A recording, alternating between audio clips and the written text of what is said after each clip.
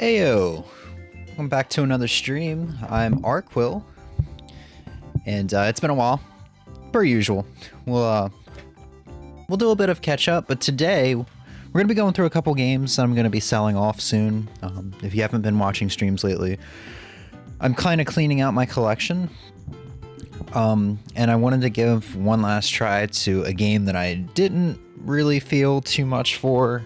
It's pretty much guaranteed that it's going to sell regardless, because this is a game I think sells for like $300 off of eBay, and I have it for free on other platforms.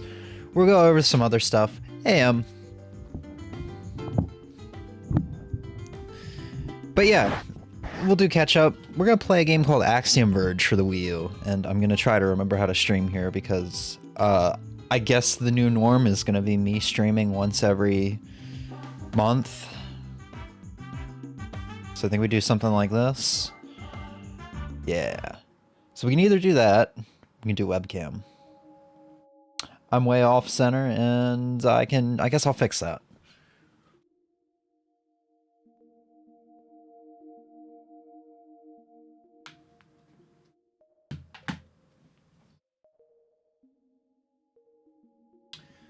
But you know what? I do want to show off kind of what the game room is looking like real quick, just from this angle, just for myself, because I feel like it's probably drastically different from how it was last I streamed.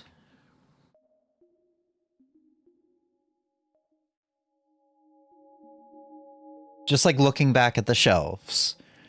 Cause like with the new Mister, I have no use for the NES or Super Nintendo. So that's like right up there on the old NES shelf. And if you can tell in the poor lighting, in the corner, this is really hard to do. How do meteorologists do this shit? There's a stack right here of NES cartridges. That is all that's left. And you might not remember, but NES cartridges used to go all the way where my finger is right now, or those two Kirby's are. They used to take up like 2 shelves, or like a shelf and a quarter. So that's what it's looking like right now for NES alone. And I mean, I'm getting rid of a lot of stuff. M can even vouch and say that the closet looks a lot different than it. Well, not a lot different, but there's a lot of stuff that left that closet that was just kind of unnecessarily in there. It's not, you know, not in there anymore. Also, is my noise gate even, or my compressor even working? Sounds like I'm peaking a bit. Meteorologists have a green screen? Yes, they do. But they look at a camera and they do the same thing. They point like, yeah, here's Pittsburgh without looking behind. Well, sometimes they glance behind them.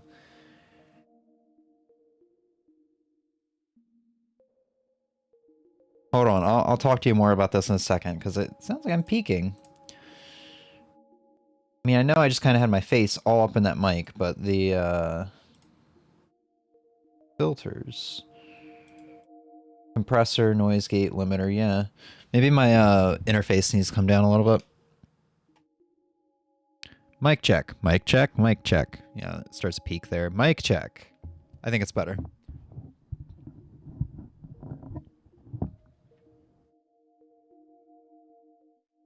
But yeah, meteorologists, they'll occasionally look back. They'll be like, yeah, here's Pittsburgh. It's going to rain. And then they'll like move their finger up by looking. Because they have I think they have a monitor off to each side, the left and the right. And maybe one in front where they're, I don't know if they have teleprompters or not.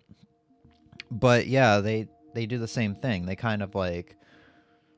Because what I haven't explained is I'm looking at myself on OBS right now while pointing up at like the NES cartridges. And it's just weird. Yeah. You can see there's a new guitar. We'll probably talk about that at some point. I've got a new setup. Well, not a new setup. But I found my extension cables. I need to get a transition going here. Maybe that.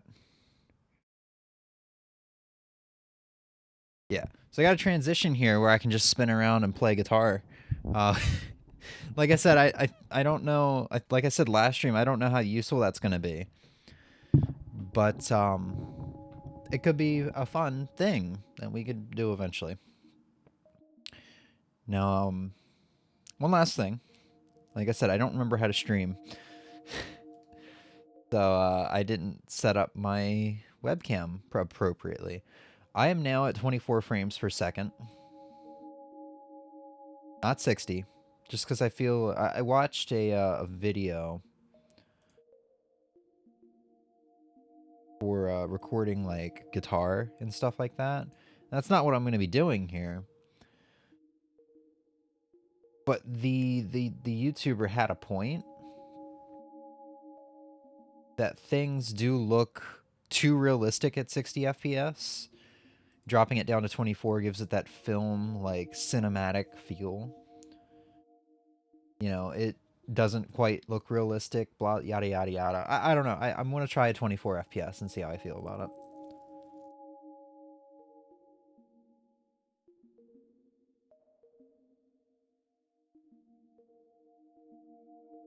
Gotta do this real quick.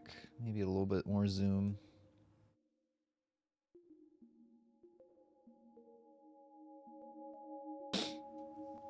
Okay. That should work. All right, so we're gonna play Axiom Verge on the Wii U. Go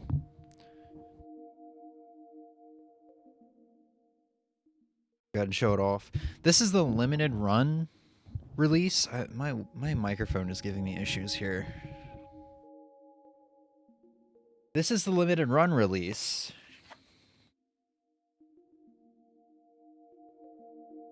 I think there was only about 1,000 copies of this made, and it took a long time. Apparently, I remember Limited Run made a Twitter post over this of how some company kind of screwed them over with this, and they're not making anything off of it, yada, yada, yada. Apparently there's a lot of shit in there. A Blu-ray documentary produced by 2PP with 5+ hours of extra exclusive art book, double-sided poster, world map, weapons and items, official soundtrack CD, and then we got the game. Now, I bought it at a time, I want to say I bought this when I was unemployed in 2018, or I pre-ordered it, and this was during a time where, if you remember me talking about it, I think this is a time where I was like, oh no, should I get like complete in box NES games, or like, you know, complete in box or loose cartridges or whatever. I wasn't sure how I wanted to collect, and I was a little OCD over it, and I was like, well, you know what, if I ever want to like get a complete Wii U collection, because I love that console, this will be the hardest thing to get, so let me go ahead and get it anyway.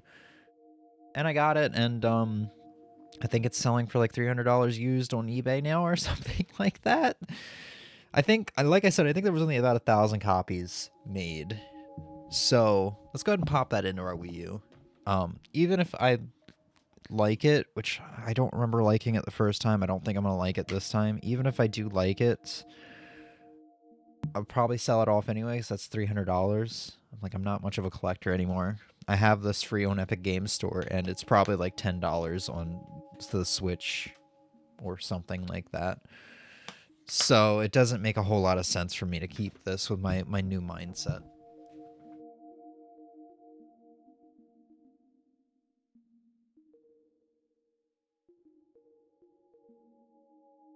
Go play a little bit of this. This is a Metroidvania, so this is a really good time for me to play this, because I've been into Metroidvanias. I've been playing through Super Metroid again, and I started playing Castlevania Symphony of the Night for the first time not too long ago. So this is a good time, because I've been into Metroidvanias. Yeah, you're good, Em. Let's do this.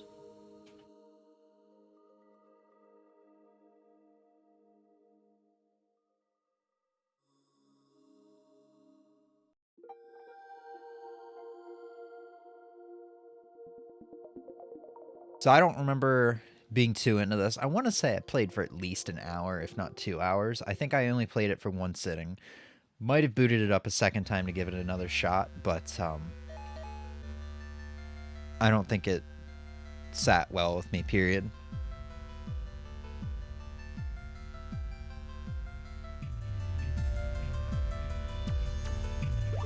Let's see, we should have a save file here. Yeah, I played for 51 minutes. I wonder if Absu is the normal name, default name, because I don't know why I would have named myself Absu. Probably is, yeah, it has to be.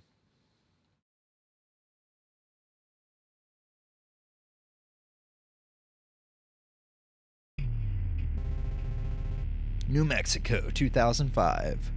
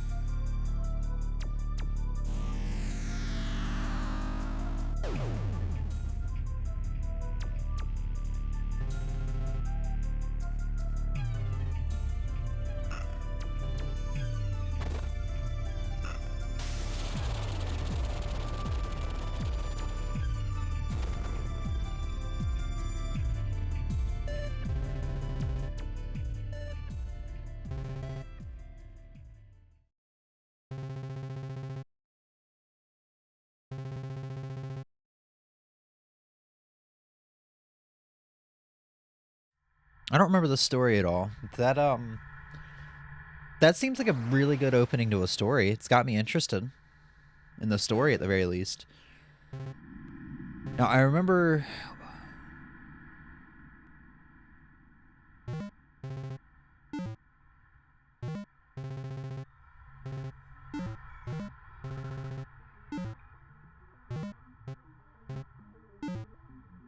It gives me Zelda Link to the Past vibes. Kind of. Like how at the beginning there's a voice in your head that's kind of beckoning you to come to another area. Except in Link to the Past, we knew it was Zelda. Okay, so the one thing I remember not liking about this game was you're gonna get a gun in the next room. The Doi. They just said that. But the thing I remember not liking about this game was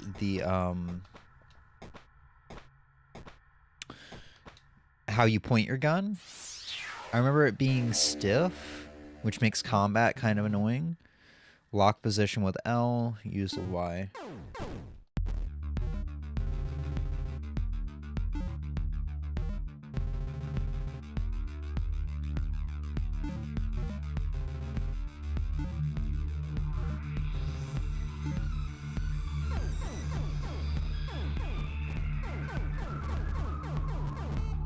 Maybe I just wasn't using the lock.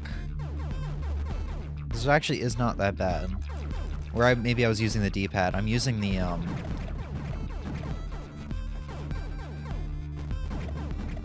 using the analog stick right now, so.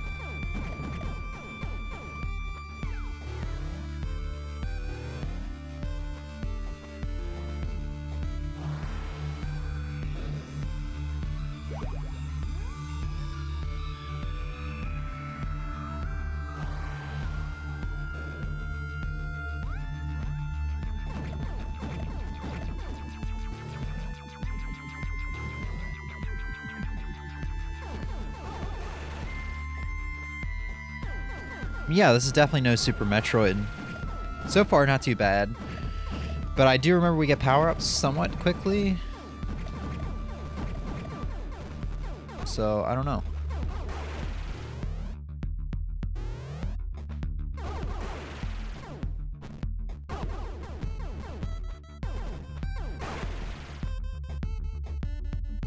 I don't think I can keep climbing from there. I can. Got a couple different rooms we can go in, it looks like. There's 3 rooms we can go into?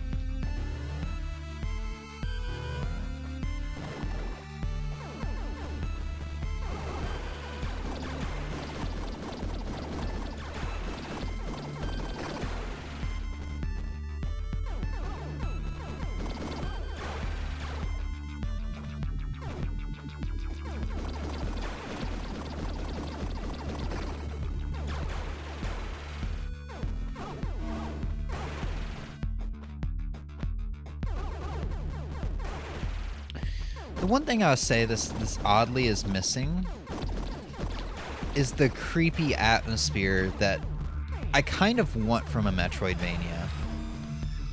Like, Symphony of the Night has it, and Metroid nails it. Like, Super Metroid nails it. And both in different ways. Symphony of the Night has the spooky wet atmosphere in the sense of, like, very Halloween-y. Like, here's a skeleton dude, you know? It's not, like, spooky in the Super Metroid way of, like, oh, you're alone and kind of stranded on a planet. It's got the perfect music to give you that stranded and alone in an unknown area feeling, you know? It really does nail the spooky ambience feeling. This,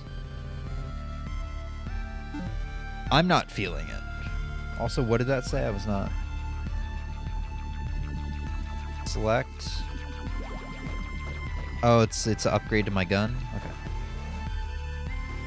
I think it's the music. I definitely think it's the music. I feel like the visuals and aesthetic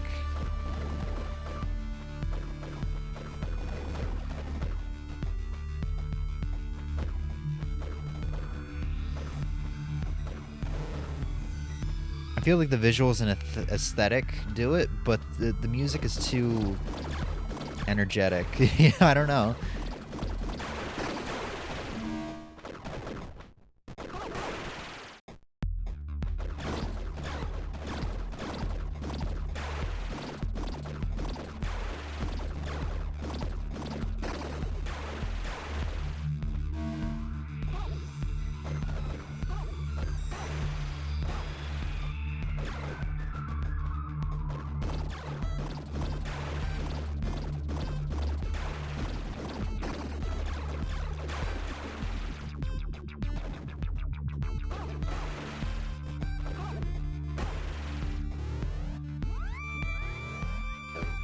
Oops.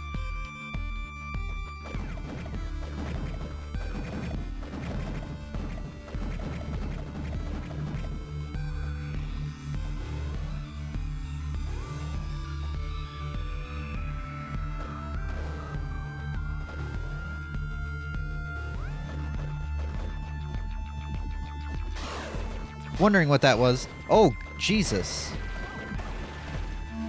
Need health. Wow, they do not drop a lot of health.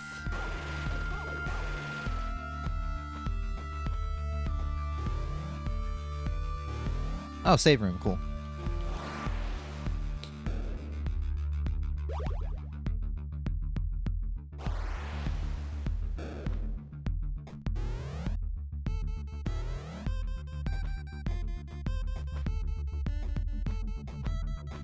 And saved as a full heal on my health, that's good.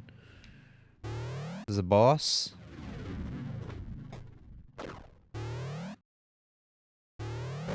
Very odd. Oh, okay, I see. Yeah, we got a boss.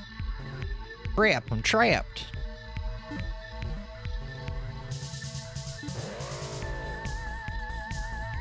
Kill.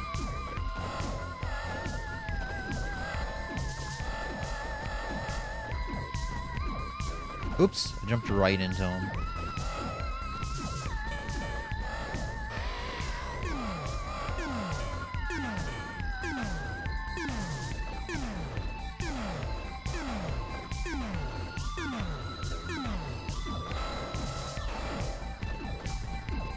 I like how bullet hell this boss feels. Hitboxes are clean, I like it, I dig it.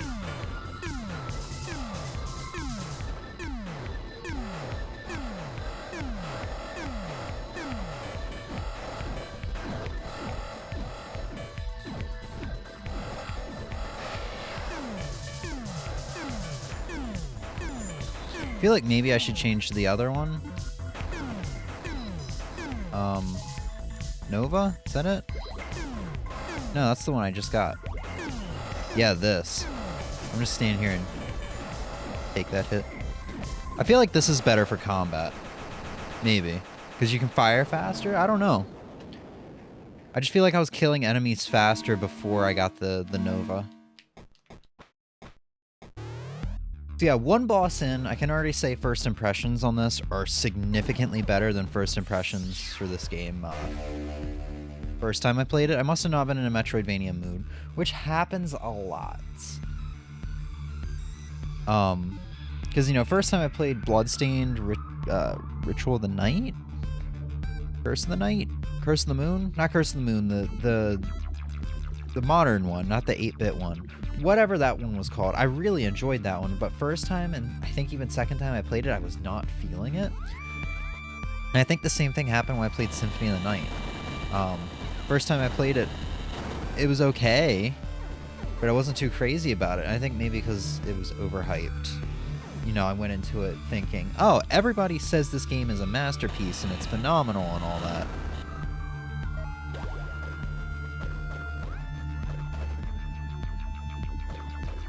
So I think I was just expecting something,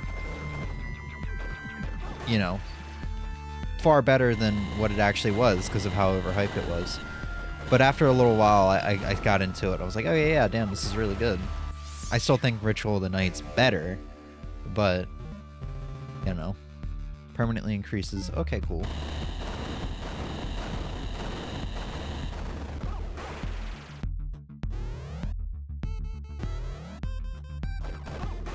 Okay, so we did all 3 doors that we could go into.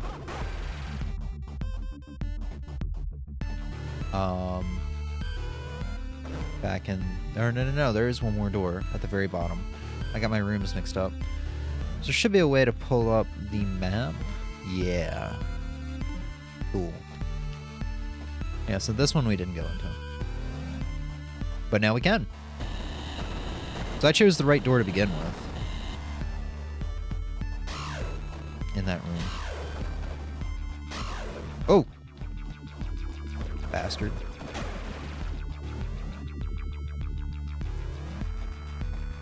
Oh, I kind of remember these guys for some reason. I remember them pissing me off.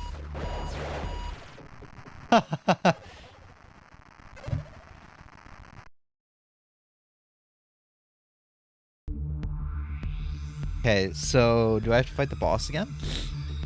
Probably, because I didn't save after I beat the boss.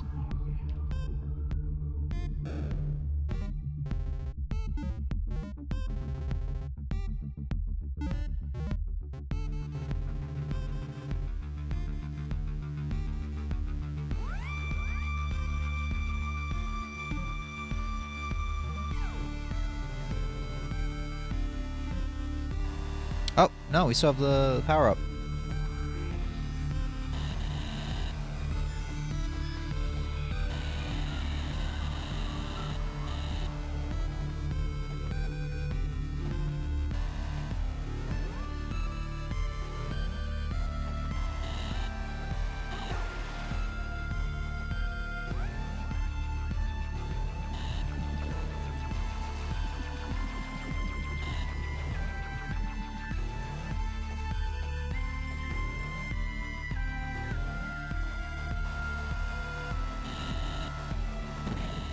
So far, maybe I just haven't been looking enough, but so far it just feels like there's not a whole lot of hidden goodies.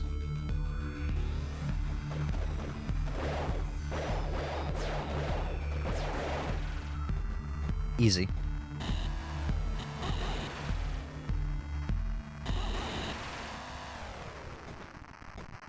Let's see what's in here.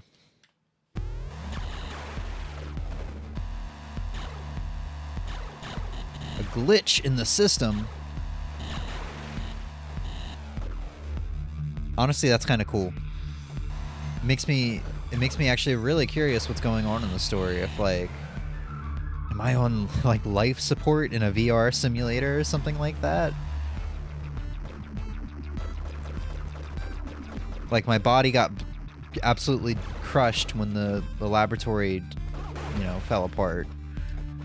But they've got me on life support, and I'm like, maybe, like, is any of this real? I don't know. I hear Axiom Verge 2 is really freaking good. Like, it improved in a lot of the areas that people loved. And actually, I think I remember people saying it took a change in a different direction. I don't remember that. Like, as in genre-wise, like, it's a completely new kind of game to play as far as the genre goes. Like, it's not as much of a Metroidvania anymore as it is a... I don't know.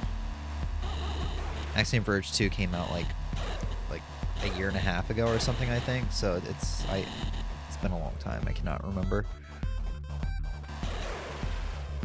Okay, so it doesn't look like I do anything in here right now. Not without like a double jump or a wall climb or something.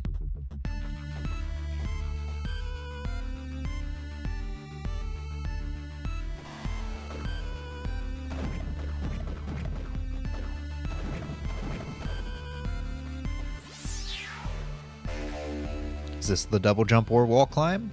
No, it's a health upgrade. I was about to say, man, all I needed to do was walk right before going left.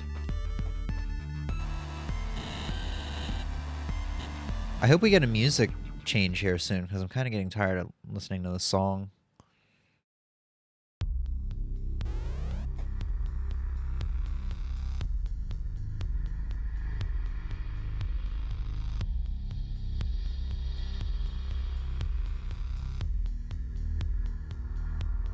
Has my wish been granted?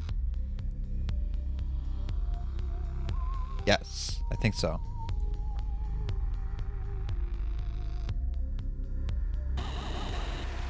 And this definitely has a bit more of an ambient feel.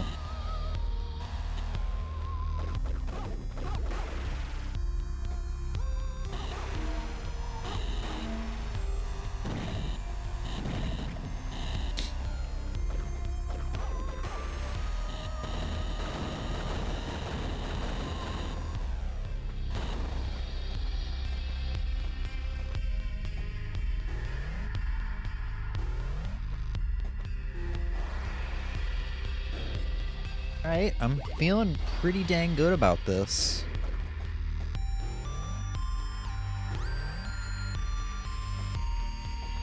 I mean, at the same time, it's making me want to go play some Symphony of the Night or Super Metroid, but I mean, that's what a Metroidvania kind of does, in my opinion. Even Symphony of the Night is making me want to go play, you know, when I play Symphony of the Night, it makes me want to go play Super Metroid. That's honestly what a good Metroidvania typically does for me, is it makes me want to play Super Metroid, with the exception of Metroid Dread.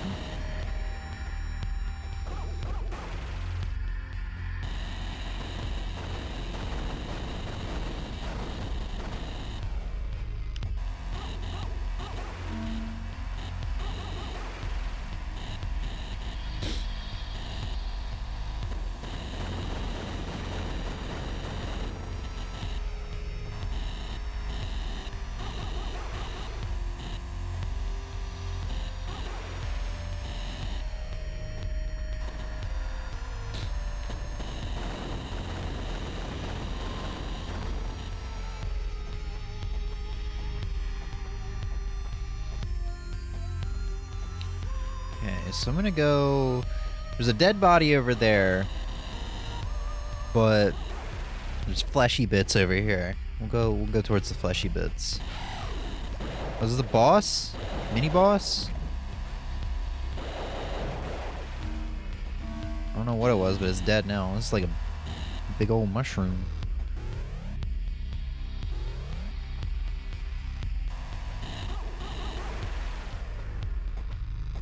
I'm remembering to use that lock button a bit more now.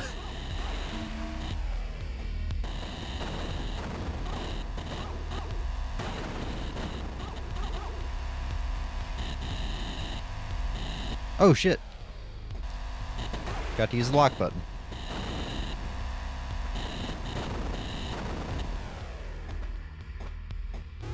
I wonder if I'm already getting close towards a boss. I don't feel, so far I don't feel like... Is that a Zambi? Oh shit, that is a Zambi. Cool, we get some enemy diversity, I like it. But I was gonna say, so far I feel like I'm not getting any significant upgrades to make me feel like I'm progressing. I just feel like I'm kind of going through a series of rooms that are samey. I mean, it's getting a little different now. It feels like we're building up towards something. Save point. But actually, in the room to the left might be the second boss.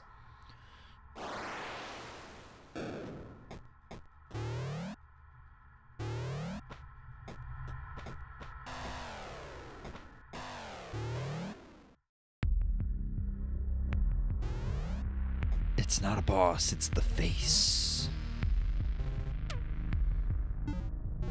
Els Nova?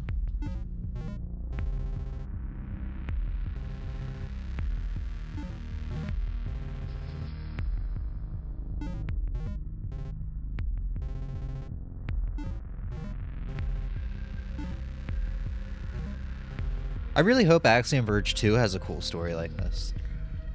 You know, it's a good game when I'm already like, man, I hope the second one is good. Because I think that's a sign that in my mind I've already accepted that I want to see this through. Which is a good sign. Fires a short burst of electricity. Oh, okay.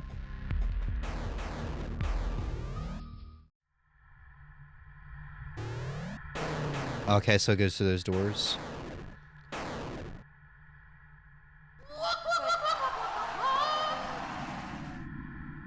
Darling has returned to the pack. Criminal mischief. Criminal mischief, indeed. Thank you for resubbing him. Thought that said 52 months for a second there. I'm like, Jesus Christ. We can add the criminal mischief sound alert if you really want to. If you really want me to. I like how you went from losing your shit to fucking a Martian to losing your shit over the word criminal mischief. That's impressive. Oh, that's alive.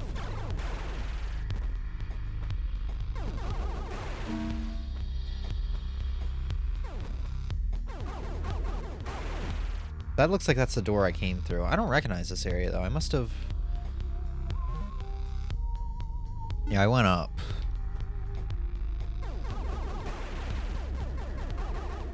I'm gonna take a wild guess and say this is gonna hurt me? No.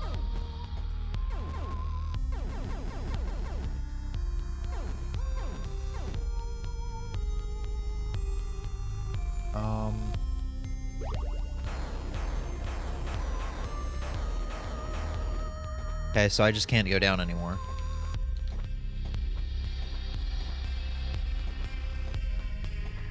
This is one of the weird, rare 2D games where it actually feels really good to play this with the analog stick. That's kind of weird.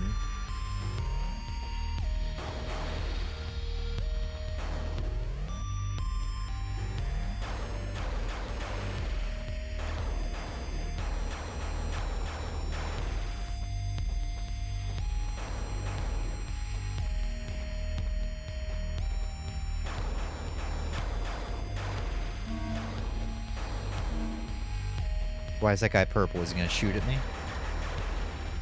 No. Just color variants for no good reason.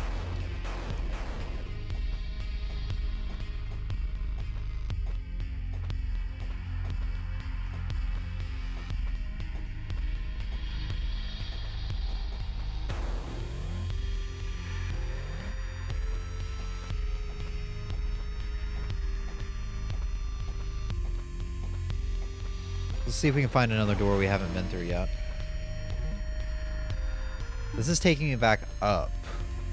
I don't think there was any doors that were closed off up here, though. Oh, no, I just completely missed this. Fungi. That is not a fun guy. Fuck. Okay, yeah, I gotta actually get better about switching my shit. Yeah, so this is a Metroidvania. I was explaining it. I wasn't really feeling this too much when I initially played it, but I only played 51 minutes of this according to the save file. And I will say it does kind of lack the spooky ambience that the Metroid games have, or even the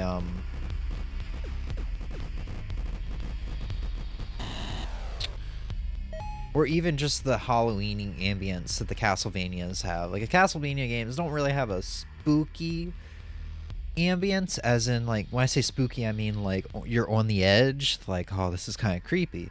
Castlevania kind of, to me, has the, like, Halloween-y, fun ambience. Like, Metroid would not have been a game I wanted to play as a kid because it would have creeped me out too much.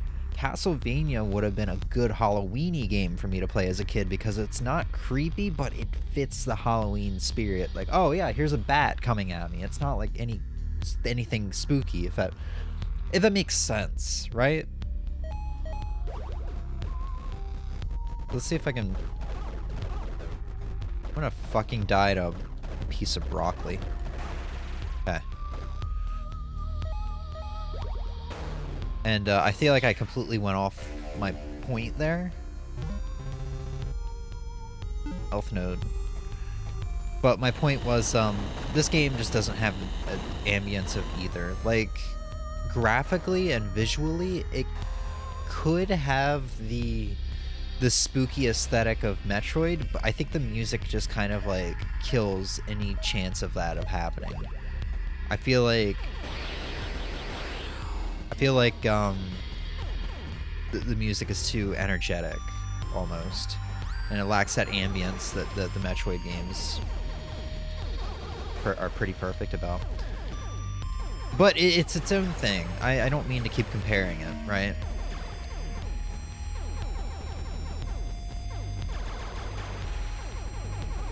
It's definitely pretty good. I'm definitely enjoying this a lot more than I initially did, I believe. And it could be because when I initially played it, I probably wasn't in the mood for a Metroidvania. But lately I've been playing Metroidvanias, so... What was the point of this? It just dropped me down? Let's hit that save point while we're at it. While we're down here.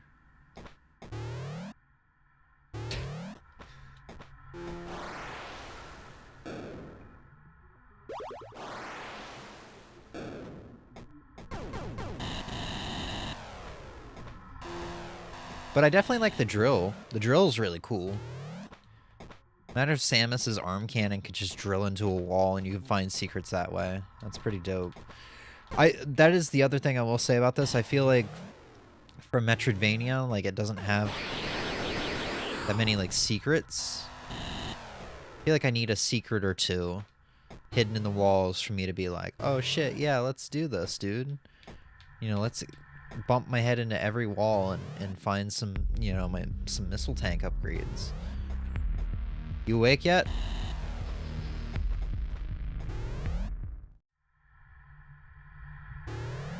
You play a lot more Metroidvanias around this time of the year because of the spooky aesthetic. Yeah, pretty much. I mean, I used to play, you know, Super Metroid freaking all the time.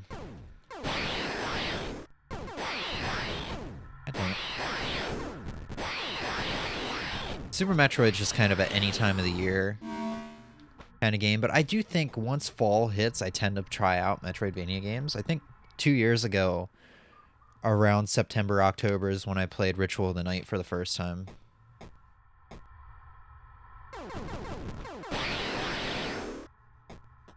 I feel like I explored down here, right? Map says otherwise.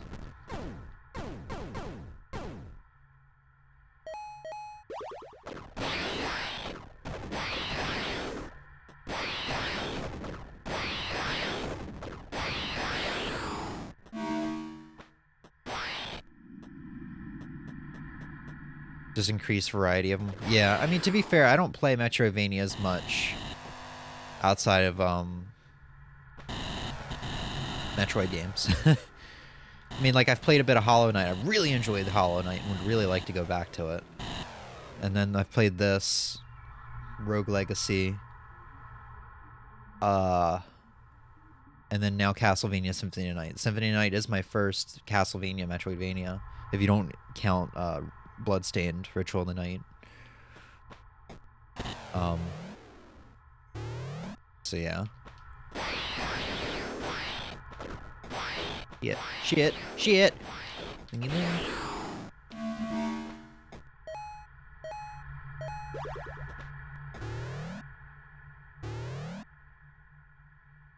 Yeah.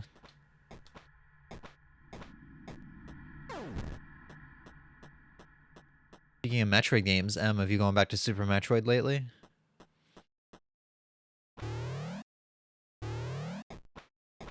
That's a lot of corpses. I feel like I remember this room for some reason. I feel like maybe I got lost when I initially played this game.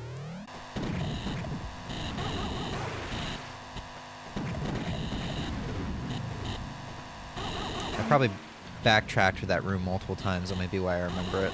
I might have gotten lost. Back then, I don't think I fully understood that getting lost was kind of the experience of a Metroidvania. You know who also doesn't understand that that is a concept of Metroidvania? The God of War director.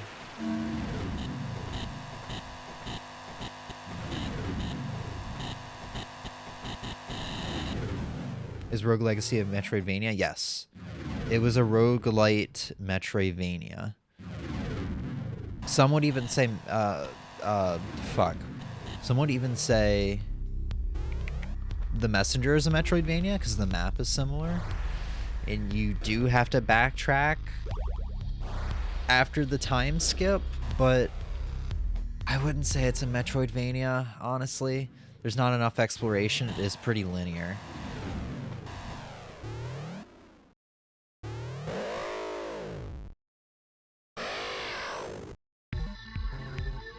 An even bigger one.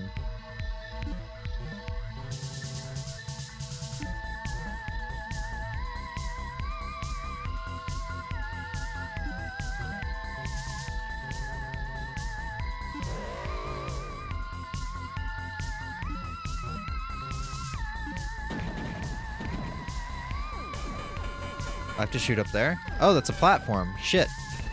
These were platforms. Uh-oh. I need something else.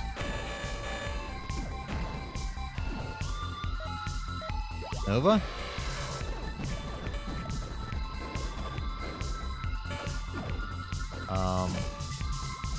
He has to have a weak point, right?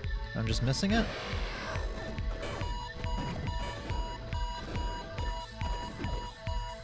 I wonder if there's an item I didn't pick up.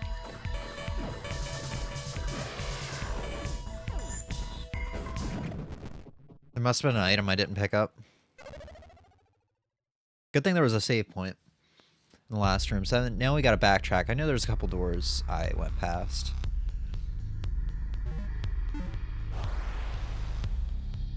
I don't remember that boss. I mean, granted, it's been like 2 or 3 years.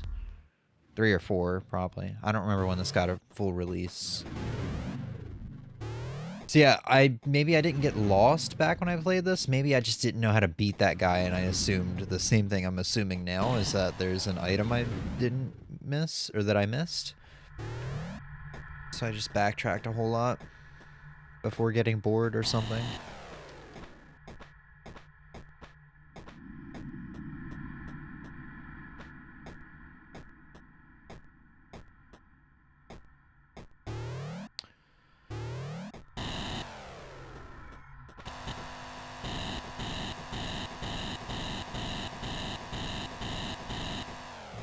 I didn't go down here. I know there was one, like... These remind me of pipes from Mario, more so than the doors from Metroid. But I know there was one pipe where I could go up. This doesn't work as well as I thought it would.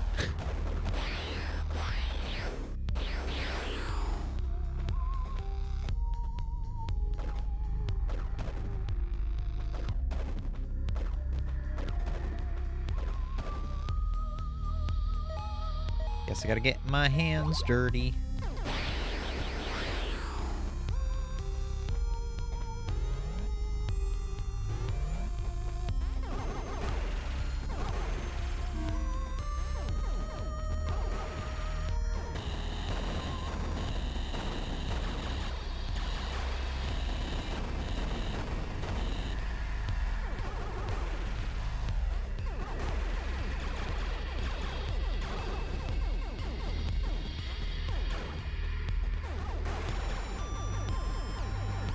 die here in a second. Sweet, some health. Oh shit, there's something up there. I don't think I can wall jump though.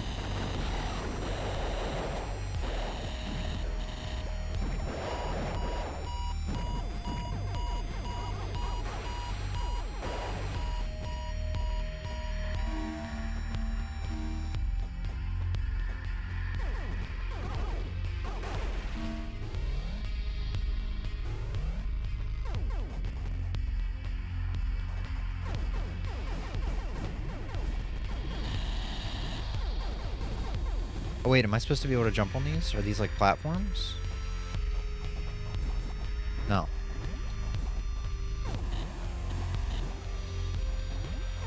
This is just a dead end?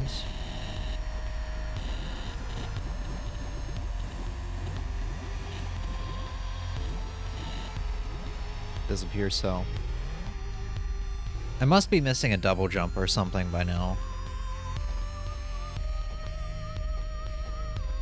Wonder if I'm supposed to backtrack into the first area with the, what's it called? Kilver?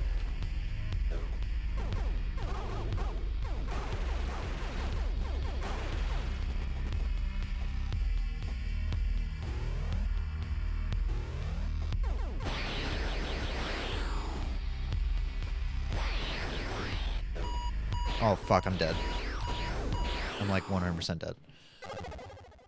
Them zombies are ferocious. Aggressive. That's the word. So that's not the way to go. I don't think I got anything down there.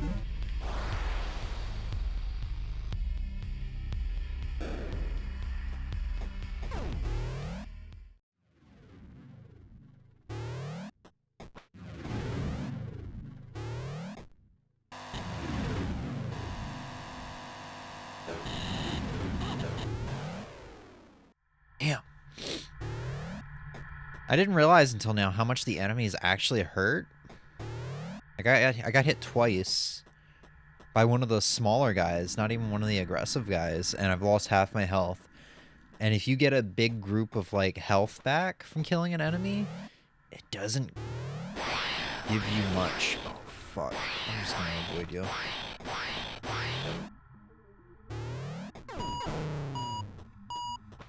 I feel like the game is not giving me enough to work with for dealing with these enemies. I feel severely underpowered.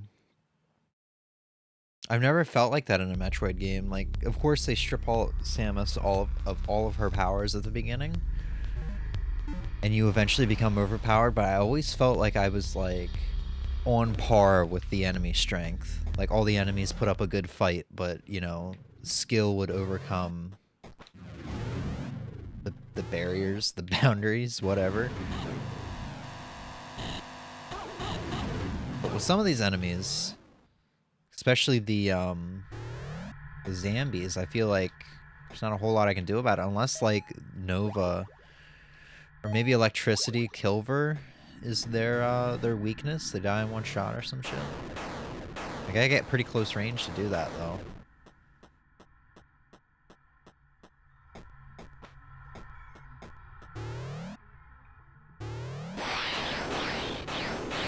Four shots? It's not too bad.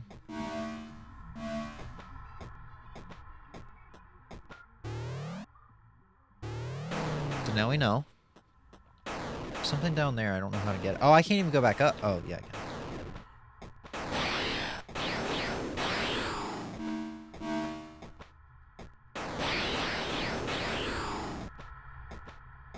I don't think this is where the door up was, though.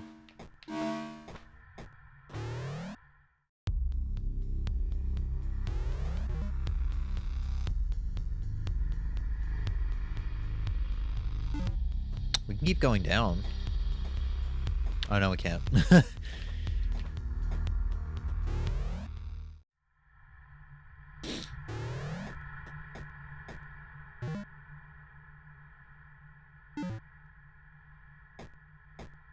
least the zombies didn't respawn.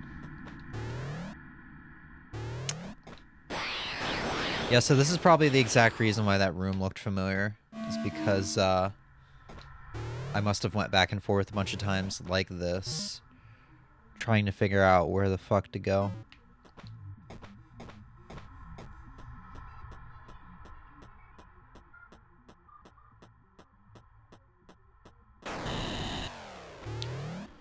I'm probably just missing a an area I can drill through because some of the blocks don't look like they're drillable.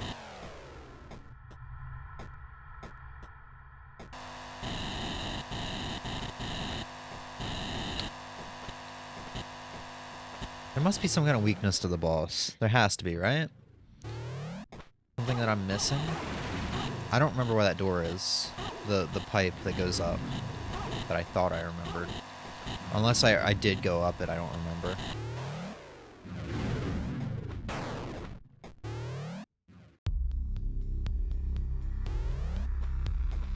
Oh no, man. Let's try the boss one more time and then we can move on. I got a couple things planned for today. So this is obviously a game that's going to be sold. The consoles that I have been getting condensed, I guess, in a way. The Mister has eliminated the need for the NES, the SNES, the Genesis, TurboGrafx 16, and PS1 that I all own. So like obviously I showed you earlier the NES and the SNES is now on the shelf as a display piece. Everything else, the PS1, Genesis, and the PC Engine Duo are all getting sold off.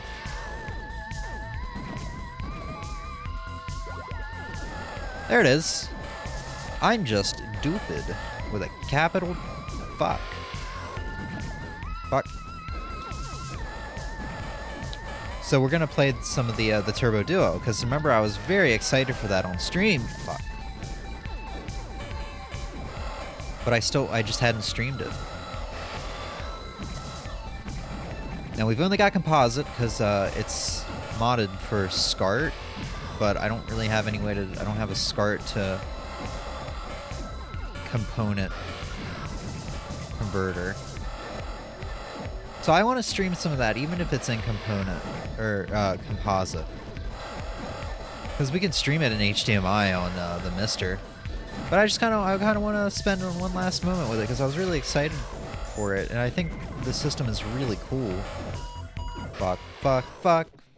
We were close. So yeah, I think we'll do that, and then maybe we'll do some Mister stuff after. I don't know. Get a feel for it. I want to beat this boss first, though.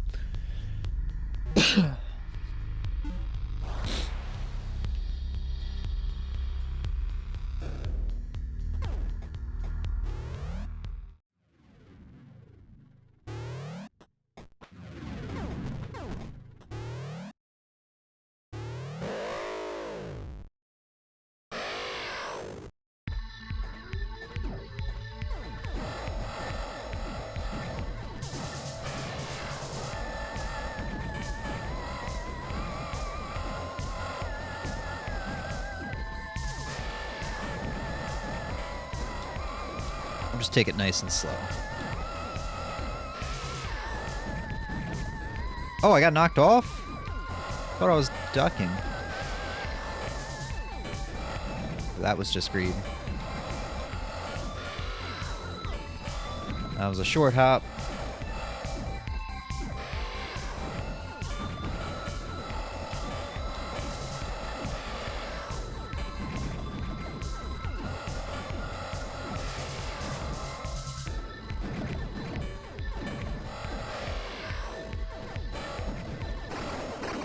Cool. I like how once he gets closer to dying, all of his bullets get closer together and he starts firing more rapidly.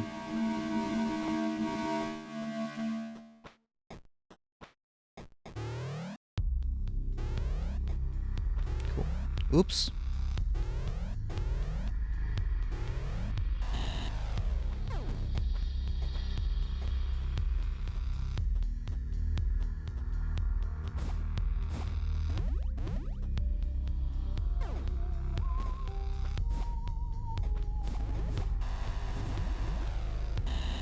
I didn't get a new power-up. Oh, that is a power. I thought that was just like a part of the background. Corrupts or decorrupts weaker blocks and enemies.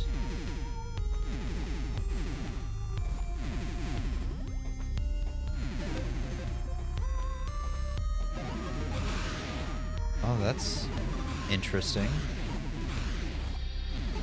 Does it stay like that forever, or does it go back? It stays like that for a while.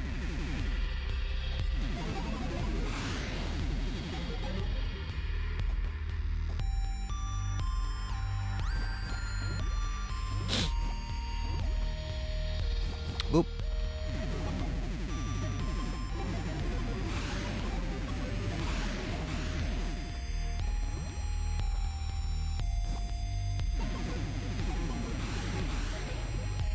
These guys not gonna go up?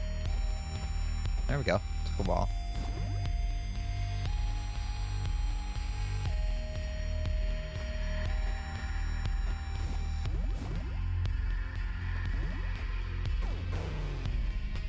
Oh, so that just takes you all the way back up. That's cool design.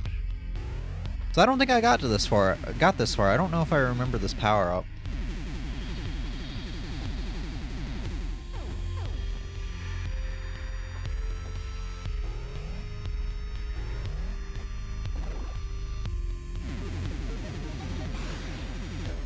You can even turn.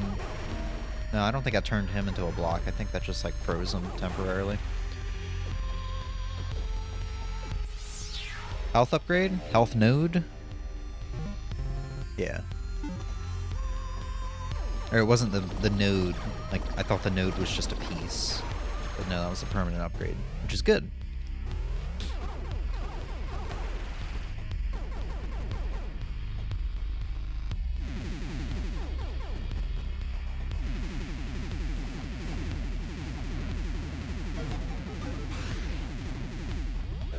Yeah, that hurts me, so that just like freezes him.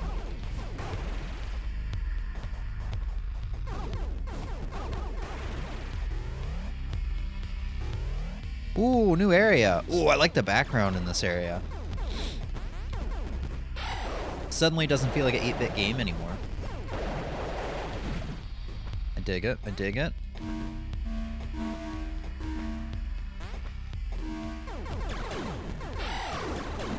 I need to see more of these guys.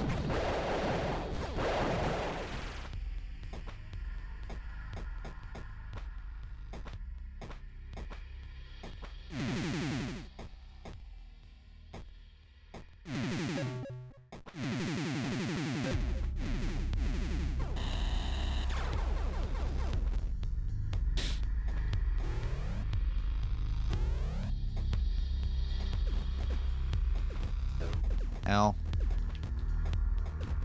Now we've got guys shooting at me.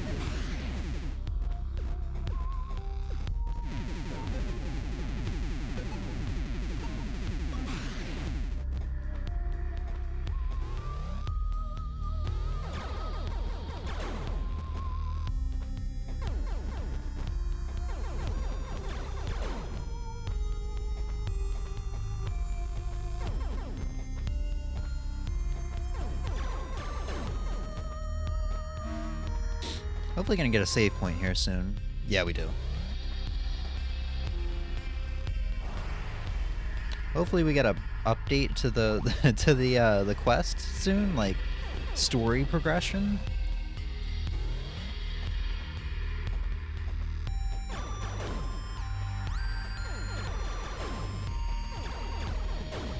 Oh, also, you know what? I think like I said, I've not been streaming, so I'm doing a terrible job at updating the game name.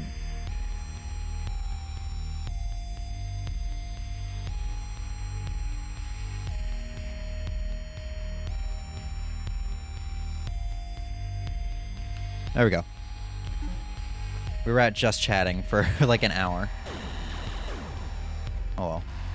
I'm guarantee anybody who saw me on webcam in the just chatting category would not click on my stream anyway, because mostly they're looking for girls in bikinis or with cleavage or whatever.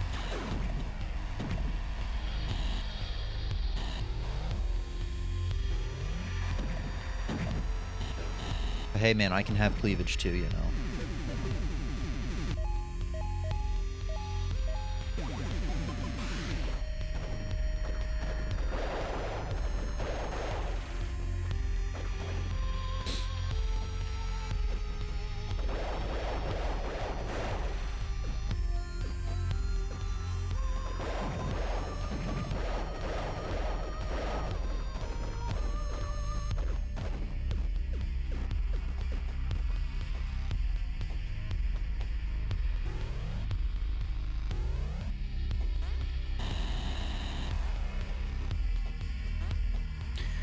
I feel like this game, so far...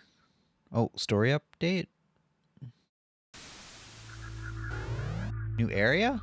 Oh, I guess new area. But yeah, I feel like... Fuck. I feel like so far this game gives you a new item and has you focus on it, but it doesn't seem to have you, you know, using all your various items. Metroid Dread was really good about that. I was definitely overwhelmed with how many button combinations and everything there was. But by the end of the game, I had mastered it all and I had memorized it all because they made me use everything so frequently. Where am I? Here?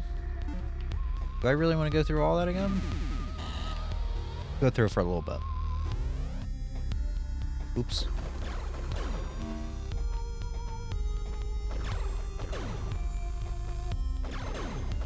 I think it keeps my map. It definitely keeps my map updated after I die. And if like I save with a different weapon, I noticed, and I die after equipping a different weapon. So like if I save with Nova and I equip the main one, what is it called? Axiom Disruptor. I noticed that when I respawn at the checkpoint, I'm using the one I died with, not the one I saved with. So like I feel like the save points are really just for... God. I really feel like these save points are just for respawning you. Because earlier when I died and got spit back out at a save point, I was like, oh no, did I have to do the stage 1 or the first boss again? And I didn't. It actually kept that. So I feel like the save point is just, here, we'll respawn you here, but we'll let you keep all your progress.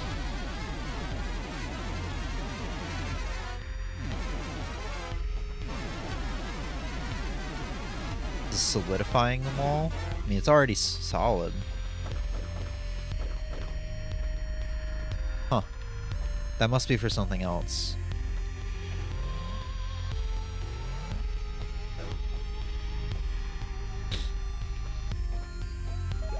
Wait a second. Yeah, I can't reach that. I was gonna say, maybe I'm wrong. Maybe they do want me to keep using the, items they've given me, but no.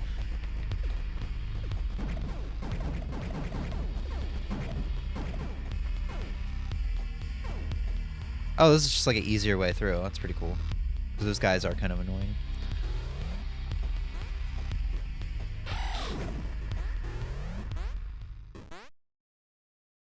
Okay, so if we died to the first enemy in here, let's go ahead and equip Kilver, because that kills the... Yeah, kills the zombies quick.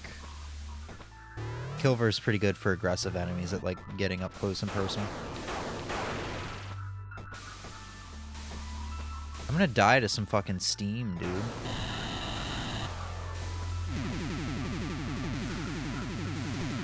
It would have been cool if I could have turned the steam into platforms.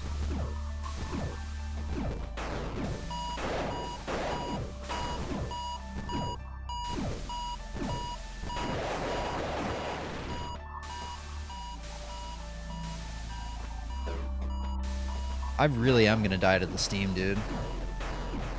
I would love to get to this next room, though.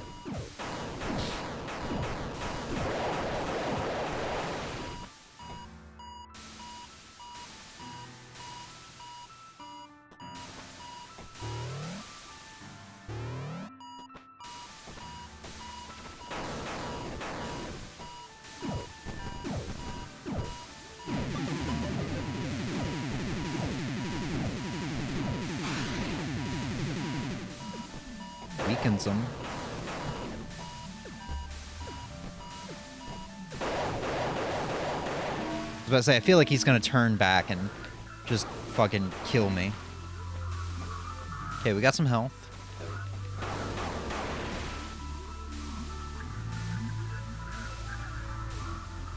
I can't tell what is over there. I don't think there's anything really over there that'll make going through that worth it. Sweet, save point.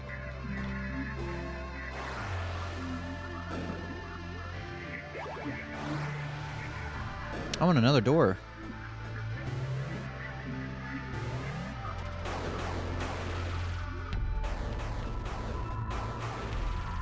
I feel like some enemies you just kind of have to accept you're going to get hit.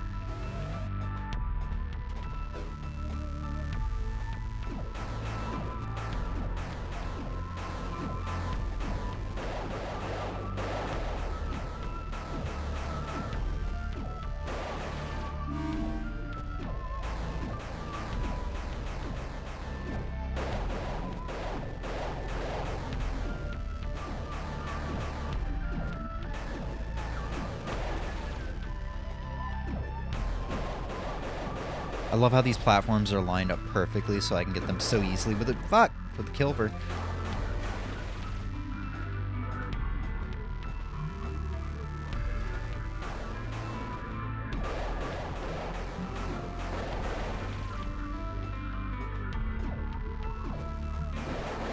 Even this one is, dude.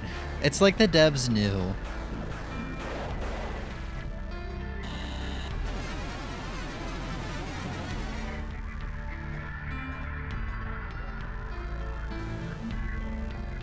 Okay, so the ambient feeling here is really good. I feel like they nailed the music for this area.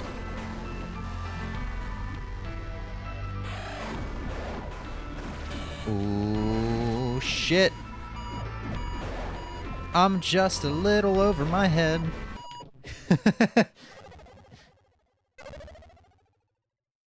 Alright.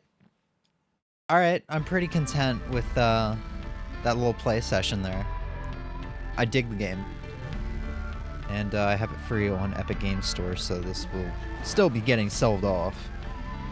If I fell in love with it as hard as I did with, like, say, The Messenger, then I'd probably keep the physical copy, but...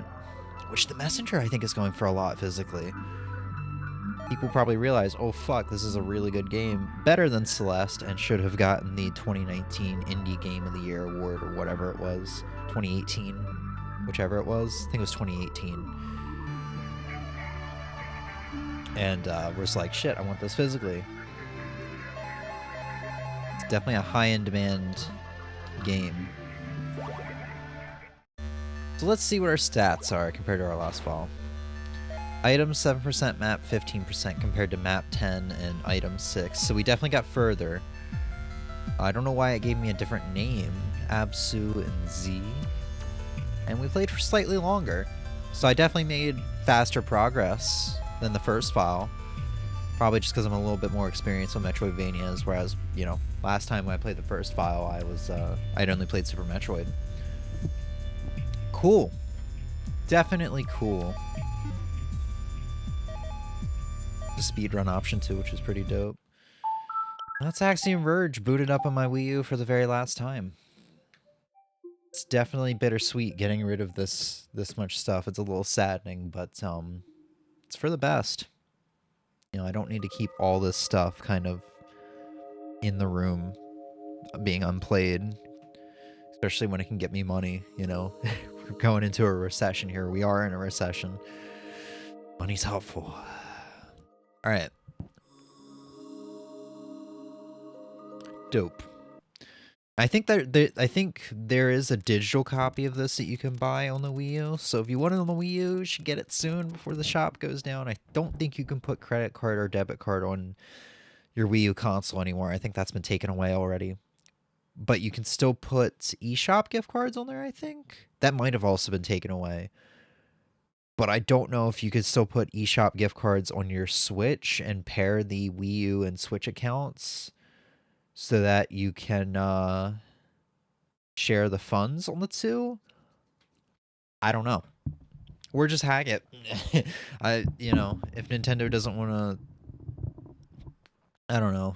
I'm kind of agree with like the dudes at My Life in Gaming who state, like once a company stops supporting a console or a service, in my opinion, that is when, in their opinion, it is acceptable to hack the console. That's when they hacked their 3DS and Wii U. So I can kind of agree with that, I don't know. From what Nintendo states, the Switch is kind of going to be their new ecosystem going forward, where like every generation they aren't going to have to create a new eShop type platform. It's all going to be universal, kind of like how the I guess kind of like how the PlayStation Network is. Kind of. I don't really remember how that works. I didn't use it enough. But yeah. It's going to be universal, so Switch 2 should, in theory, use the current eShop infrastructure or whatever, and then the Switch 3 should, whatever they call it, All right, let me get the, we're going to go ahead and get the...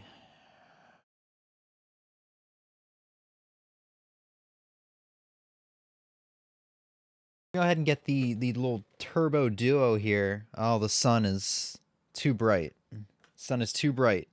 Yeah, got a turbo duo here. I'm going to go ahead and get it set up, and then we can start playing some games. I'll be right back.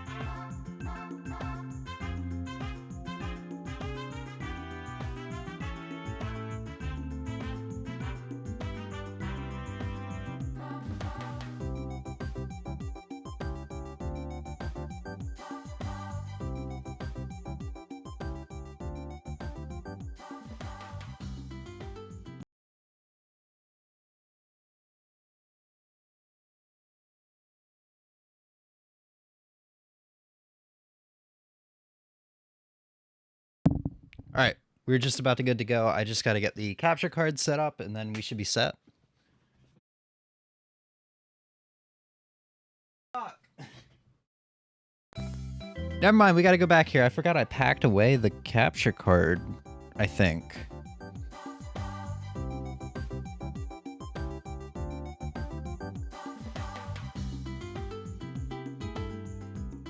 No, I didn't. False alarm.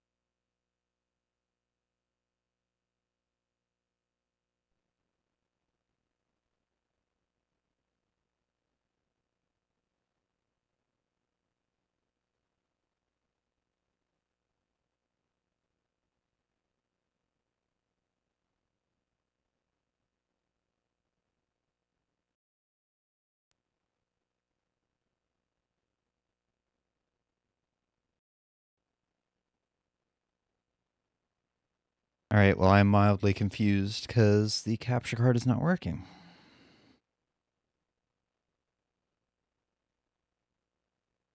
There's got to be something I'm forgetting.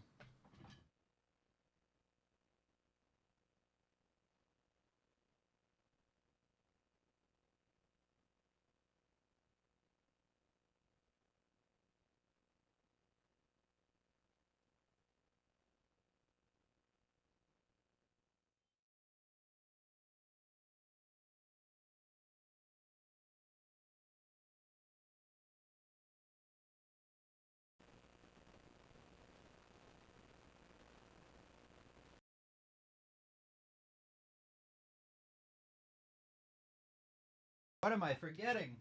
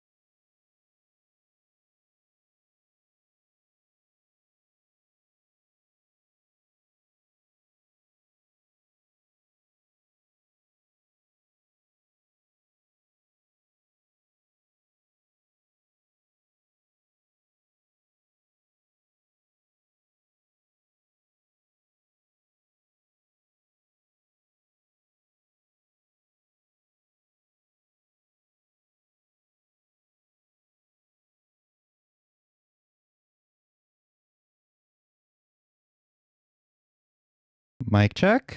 Okay, what the hell? I don't know what happened there.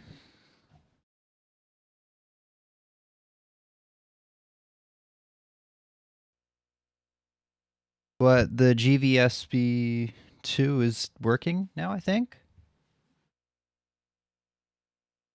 I think one of my USB ports crapped out on me again. I think that happened during the New Year's Eve stream. I think that's when that happened initially.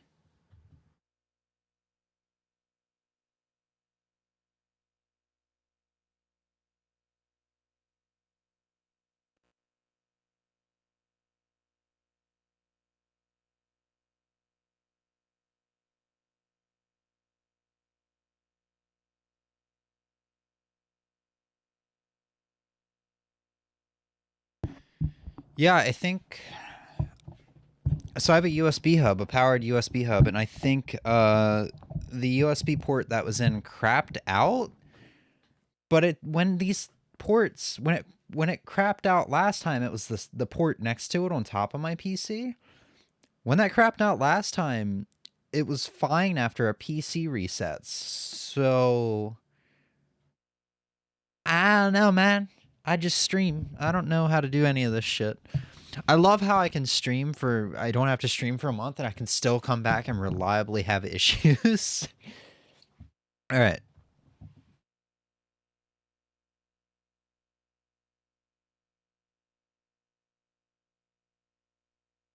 Yeah, it went all the heck right when we rung in the new year.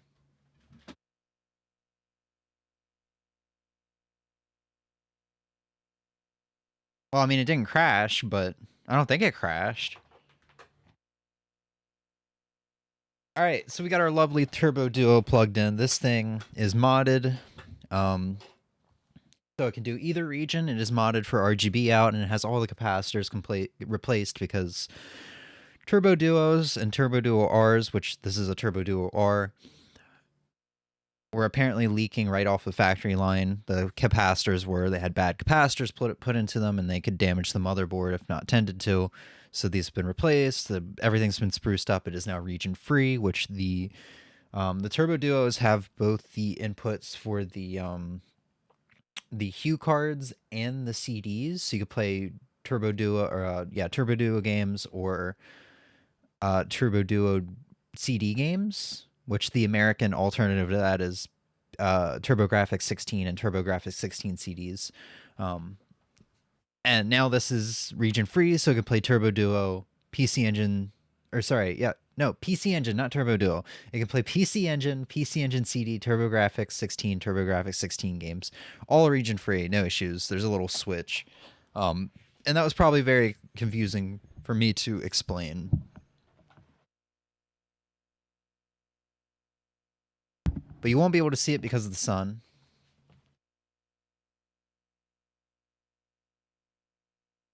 But I got a stack of TurboGrafx 16 and PC Engine, and a PC Engine CD game that we can go through and try out. The USB hub crashed? No, because it was my capture card. My capture card does not go through the USB hub. It goes directly into the top of my PC. So it was the opposite USB port that the USB hub is plugged into that crashed. Unless you're talking about today, it went all to heck, then yeah, it kind of did, but at least I got the solution figured out relatively quickly. We'll probably go through these games kind of quick. I don't know how we'll be able to stream more Elgato stuff if the other USB port doesn't figure itself out. Martian? Try it one more time. It should work.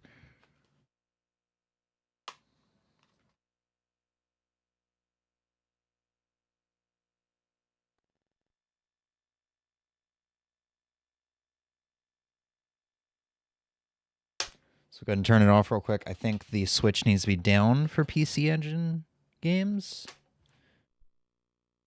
That is incorrect. So it needs to be up.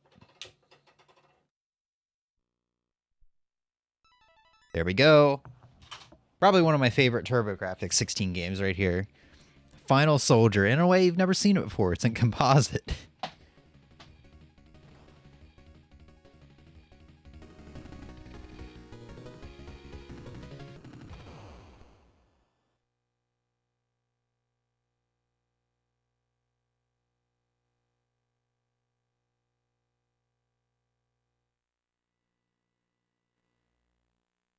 I was wondering why I was only getting mono off of that.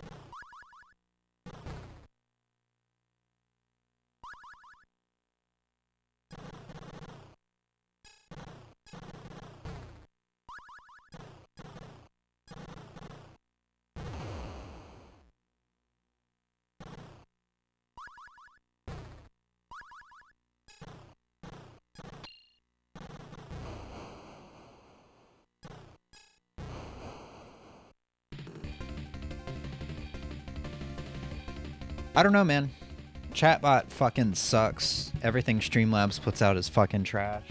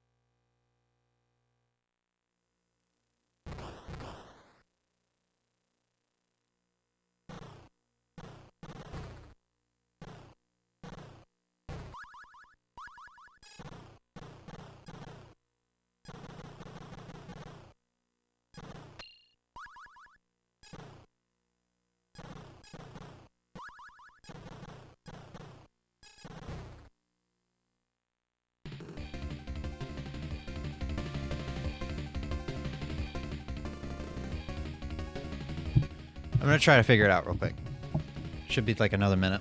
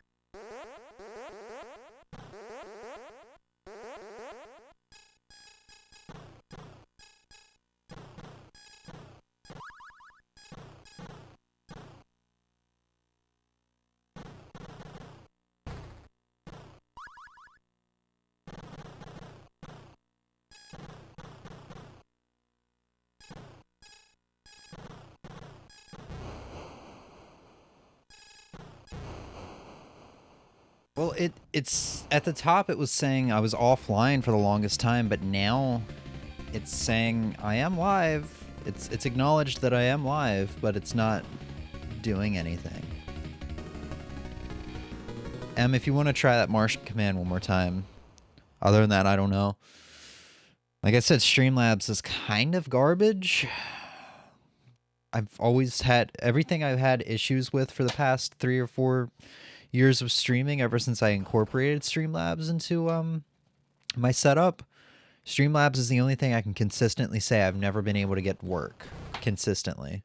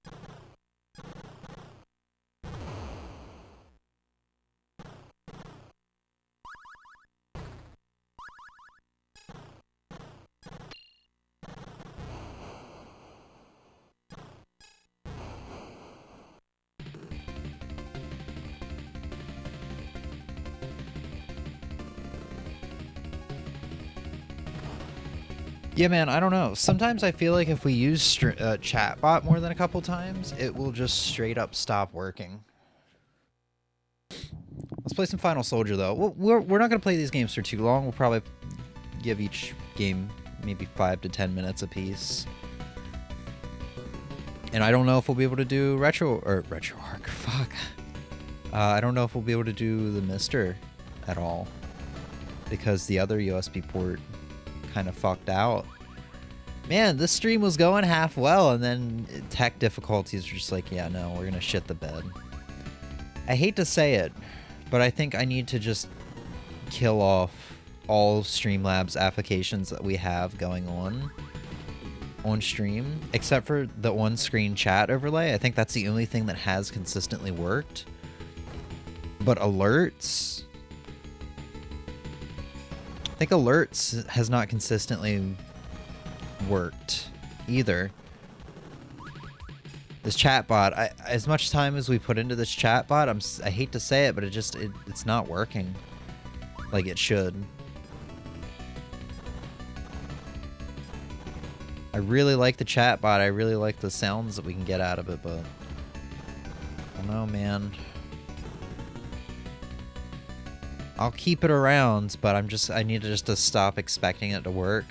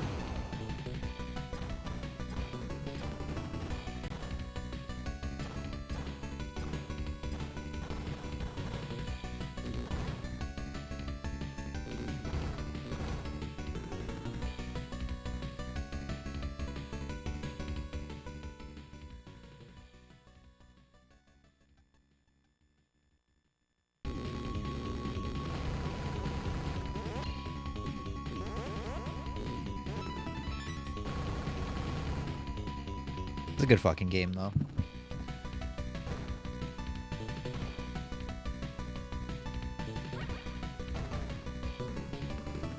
Oh, by the way, Emmy, I'm probably gonna go ahead and get those pre-orders in for all the stuff that I told you I'd get you today.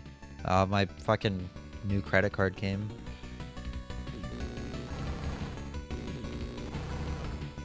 So, God of War, Stray, I'll go ahead and get those pre-orders in.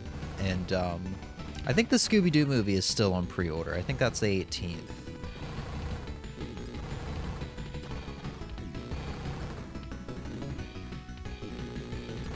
That's exciting shit. I might go ahead and order my new phone today while I'm at it.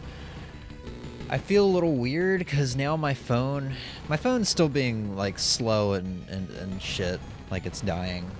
But my volume buttons are working now, both of them. Like volume up and volume down buttons aren't stuck anymore. They're working now, and I'm like, well, fuck. Kind of be a waste of money to get a new phone, but at the same time, that coupon is gonna expire soon. It gets 50% off of the Moto Edge.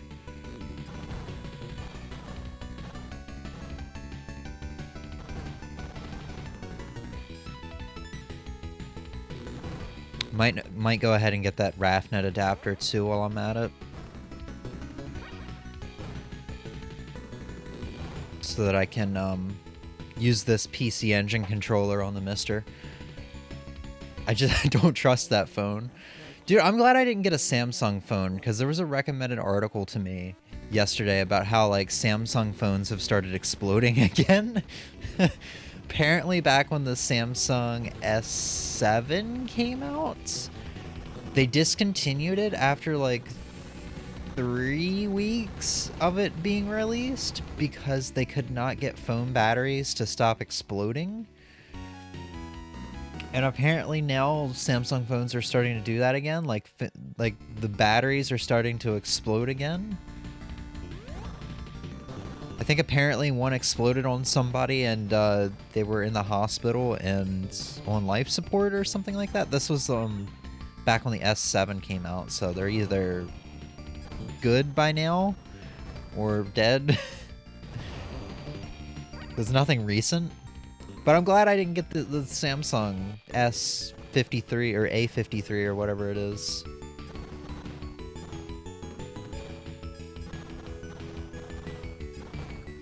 And the Pixel 7 is coming out soon, I think. Yeah, it's coming out in a couple days, I think. But as much as the Motorola has been pretty... So far, it's been pretty hit or miss. Like the Moto Z Droid, my first Motorola, was a masterpiece of a phone. This one, and I had that last one for like 4 years. The one I currently have, I think I've just had it for 2 years as of last month. And it's already time to kick the bucket. I already felt like there was a bit of a downgrade in quality when I got it compared to the Z Droid. So hopefully the Edge is a big upgrade, and doesn't have some of the issues with hardware, like the USB-C port being extremely loose.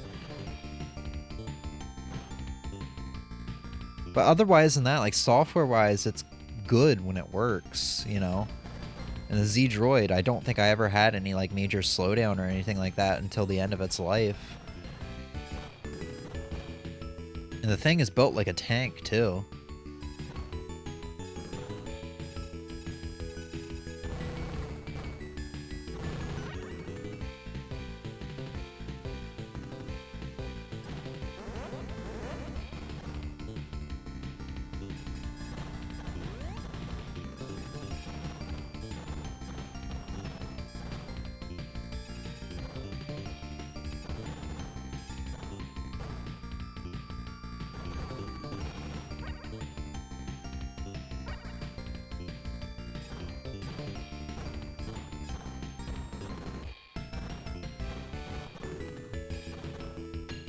Shit. I've really come to appreciate shmups like this, where you get hit, you just kind of power down instead of completely dying. It's really hard to go back to like Parodier and Gradius sometimes, because you die. Not only do you get sent back in most cases, but you have to start powering up again. And when you're like endgame, when you're like kind of close to endgame in those games, you basically might as well just reset the game at that point, because it's going to be so difficult to get repowered up. It's just not even worth it.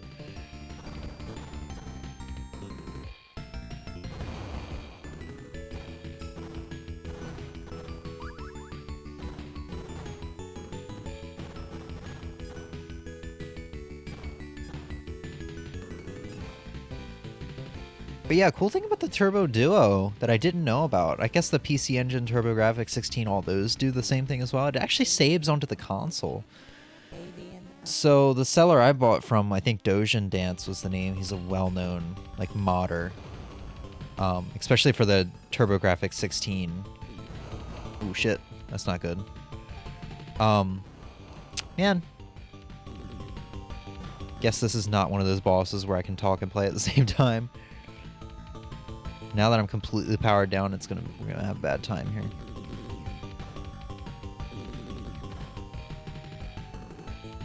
But yeah, Dojin Dance, I guess completely. I guess when you replace one of the capacitors, maybe it wipes all the save data from the system. Because I have not had any save data left over on here for any of these games, and it saves your data. It's super cool. It's nice playing some arcadey games and having your high score saved and shit. You just hit start and select on all these games, and you can just completely reset the game. Like, my high score is saved. You can go to setup, and like my preference for all these, which is just default. I think it's default. Yeah, it's definitely default, is saved here. Super nice. So let's go ahead and pop in some TurboGrafx 16 games. We'll play a couple minutes of each of them. We kind of played my favorite one here, so I don't think we'll spend as long with all the others. This is kind of our farewell. I'll probably go ahead and list this on eBay tonight or within the next couple days. Next game, though, is the launch game initially for the TurboGrafx 16, and I don't really care too much for it. It's Keith Courage in Alpha Zones. I dig this game because of the Pat Contri, you know, Pat the NES Punk meme. Not even a meme. When he did his, he would go to flea markets every weekend, and he would record like his pickups and stuff like that. I think he called it his Flea Market Madness series. He'd meet up, I guess, with this friend, Frank, I think it was. Is that right? Whenever he would show up on screen, and whenever he would meet up with him about halfway through, he would have this opening bit where here's Keith Courage jumping on these blocks, and now he jumps down here. He becomes a cyborg. Not a cyborg. Hold on, that's not right. That's not right.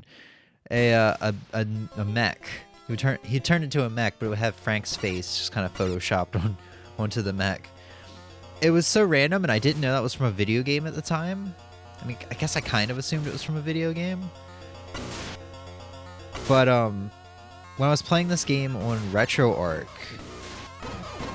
I actually laughed really hard when I found out that that's where it was from.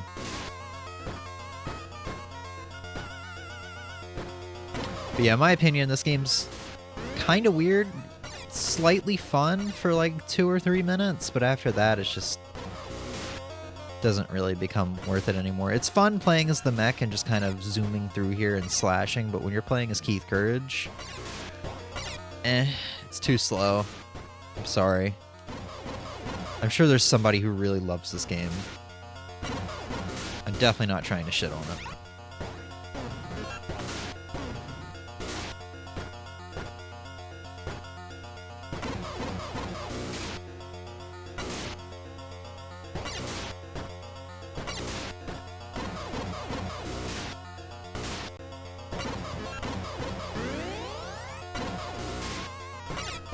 I don't know what the one is. Oh, sweet. I thought you had a max of 3 hearts. No, I just picked up a heart and I got a 4th one.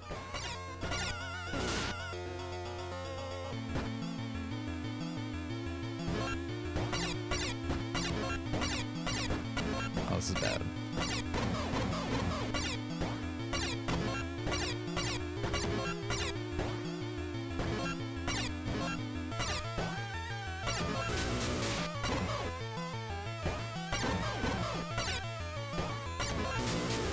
I did it. And then we go back to playing as Keith Courage. Yeah, Flea Market Madness, man.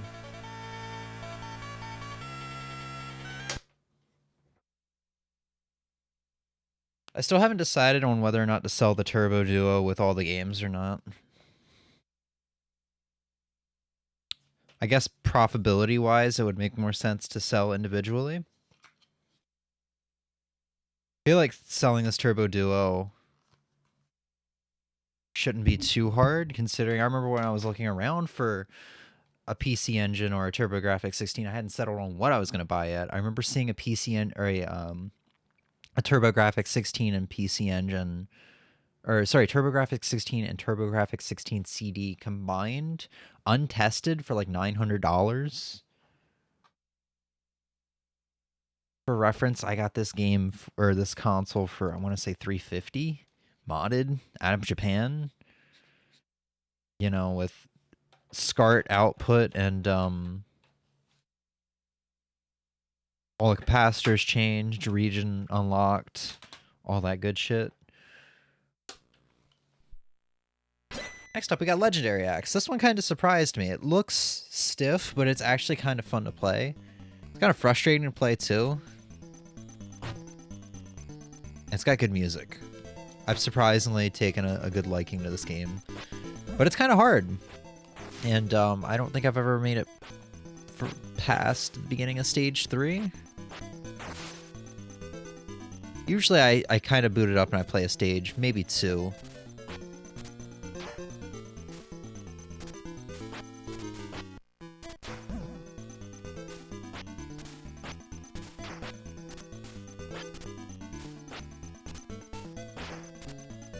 And then I call it quits. A lot of the games in the Turbo Duo here were just kind of like play in short bursts kind of games. I think Bonk and Final Soldier were the ones that I kind of played a lot of in long periods. I think I got really close to the end of Bonk's Adventure one night. But Bonk's Adventure, not that I dislike the game. I love Bonk's Adventure. But Bonk's Adventure for me is always like, okay, I'll get to like the 3rd world, and then that's just kind of all I've wanted to play for a sitting. It's not a game where I want to sit down and play. Fuck. It's not a game I want to sit down and play for 45 minutes or whatever. Yeah, I'm pretty sure I made it to the end. I used to have such an easy time with these platforms. I don't know what's going on.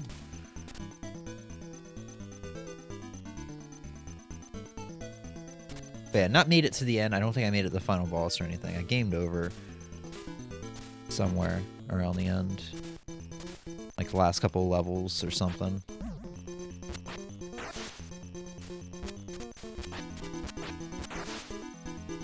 I recently just figured this out a couple days that I can jump into them and get a head start and whoop an ass.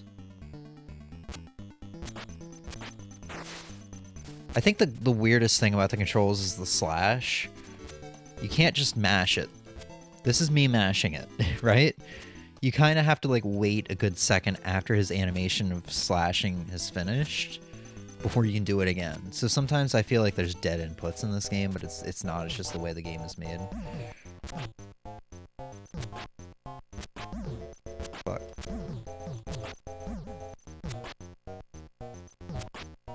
Have you ever wanted to see a man get mauled by a bear? No.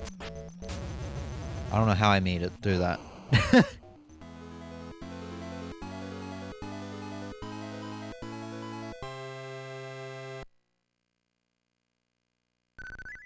I don't like those bear things. Why? They're just bears that stand on their hind legs. I don't think bears normally do, but... God, that makes me want to go... Just a bear standing on its hind legs makes me want to go back and watch Total Drama Island. I wonder if that's on DVD by now. Because I know there was a fucking... There was just like one bear on the island, and it was like a running gag. I think there was an episode where the bear had like ransacked one of the campers like areas and was wearing glasses or something. That's just the image that popped up in my head. Oops. They look naked, and I don't like... I mean, all animals are naked, except for penguins. Penguins wear tuxedos. That's why I like them the most. They're the fanciest animal around.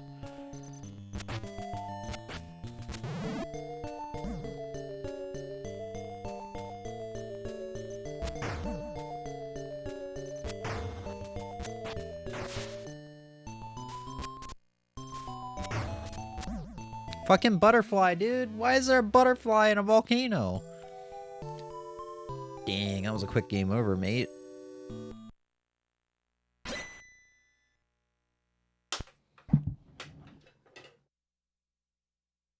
Alright, let's do Bonk's Adventure and Bonk's Revenge next. We're pretty much already at the end of the games I have. After this, we got Star Parodier, which is the only PC Engine CD game I have. It's the only CD game I have, period. One of the things I'm grateful I have the Mister for is I get to play, like, other expensive games like Bonk 3 that's, like, I think $700 or $800, and then, like, Air Zonk, which is a couple hundred. Super Air Zonk, I think, is, like, 3,000. The Mister is great. I'm very happy with it. Play Neo Geo games on my CRT and everything. All these expensive games, Snatcher. Yeah, I'm very happy with the Mister. I have the S-Video adapter now, so I can play the Mister on the CRT while streaming it through HDMI simultaneously.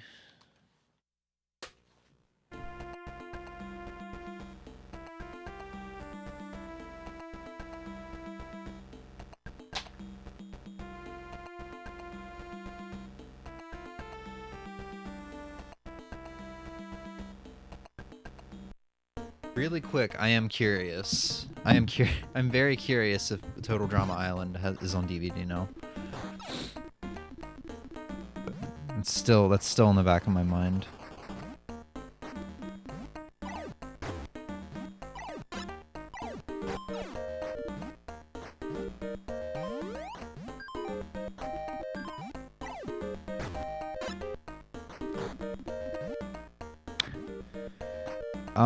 It looks like they made DVDs back in the day.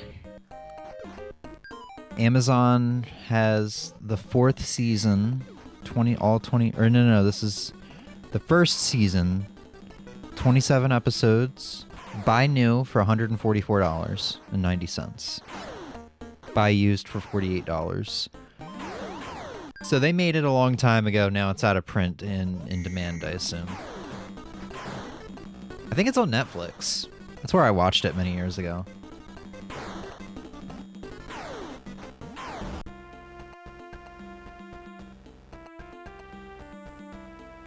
Yeah, I got a release on August 18th, 2009.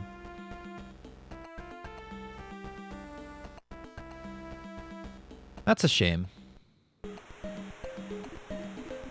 I mean, for the longest time, Ed, Edd n Eddy only had season 1 and 2 on DVD, and now they're getting, on October 18th as well, they're getting the complete series on DVD. So maybe maybe Cartoon Network is going back through their old catalog and you know, releasing everything as a complete series, a complete set. So maybe they'll do that with Total Drama Island eventually. And maybe the others, the sequels like Total Drama Action. I think I didn't see the end of Total Drama Action, but I think they kept going from there. And I never saw. Oh, wait, I'm forgetting something.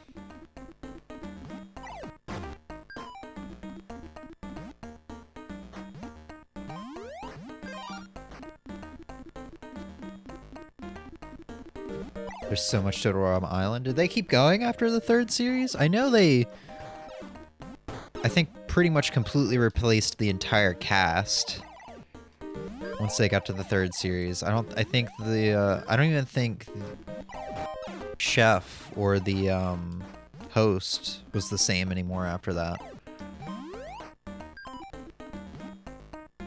Bonk. Life's a lot like bonk and ball torture, except without the bonk and ball.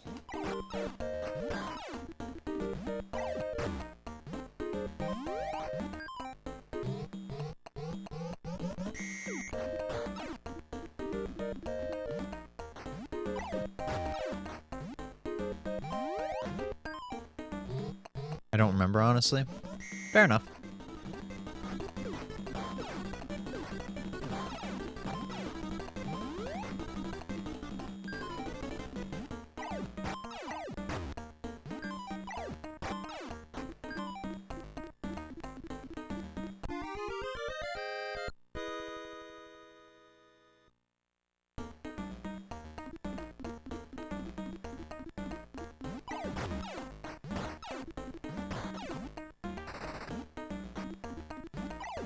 You know, the reason I want to get the RAFnet adapters for the to be able to actually enable turbo, because there are some games on the TurboGrafx 16 PC Engine, whatever, like Galaga 90, that you have to shoot manually. It's not like auto fire like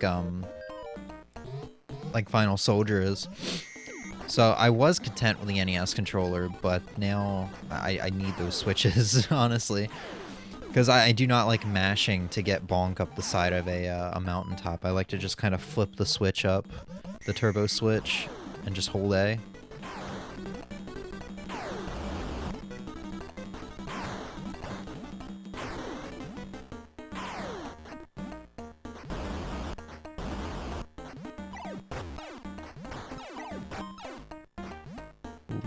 Ooh, poopy my scoopy. And it also is fun to just kind of like turn the turbo switch on for number 2 and do that. Just kind of fly across the level. That's always fun to do. I don't know if you can enable turbo switches in the menu, but that's just kind of like a hassle.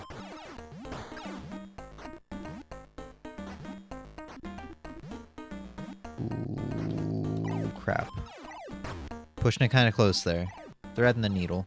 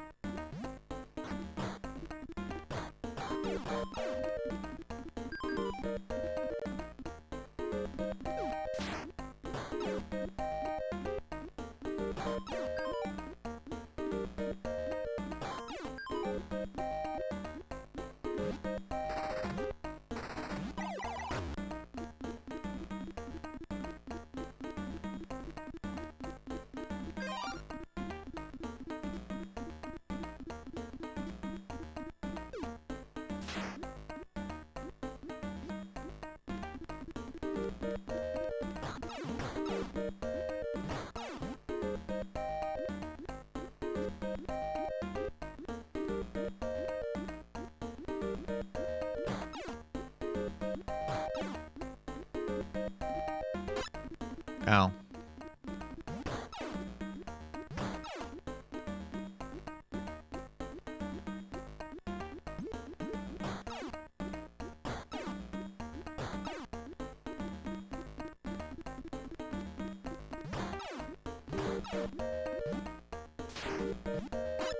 Shit. I just want this heart, man. I could have been back at full health.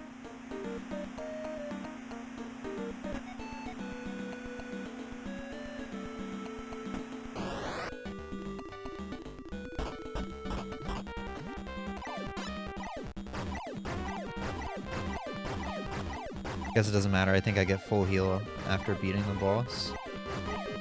And that's probably where we're gonna stop playing after this boss is done. Good. Gee whiz. Good.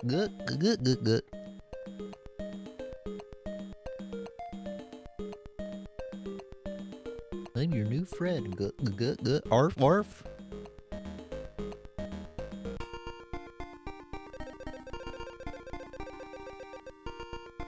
Yeah, full heal. Way out, dude. Goofy as hell. Pull my ears while you fuck my butt. Gorge. One of these days, I'm gonna sit down and I'm really gonna try to perfect my Goofy voice. I think it's necessary for the life that I live. I think it's, required to live a good life. Is having a good Goofy voice. So that whenever I fucking feel like it, I can just, ask someone to pull my ears while they fuck my butt. In a perfect voice. Alright, we got Bonk's Revenge, then Star Parodier. And then how about I show the new setup behind me, where I can just turn around and whip out my guitar. We can sing around the campfire. But I think I've only really played this once. I think this is like the last game I actually bought before I decided, I'm just going to do the Mister. This is getting expensive, and I would like to sell this stuff off and get my money back and then more. I think there was a good upgrade in graphics. Let's see.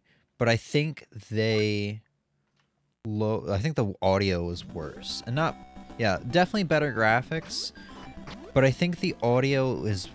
Like, the music isn't as good. When I say audio is worse, the music is not as good.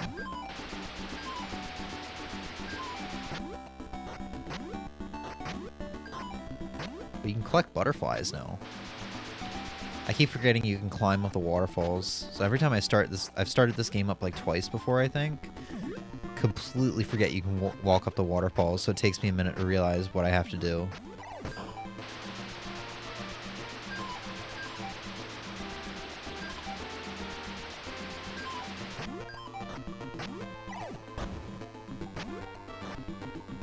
Yeah, the music sucked.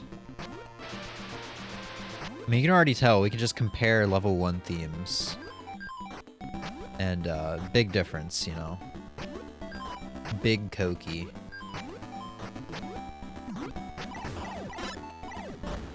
We gotta ask Bonk's girlfriend if Bonk has big Koki.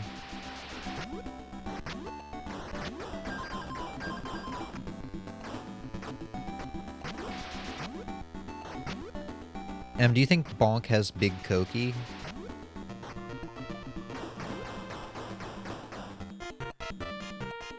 It must be pretty big if a fucking dinosaur likes him.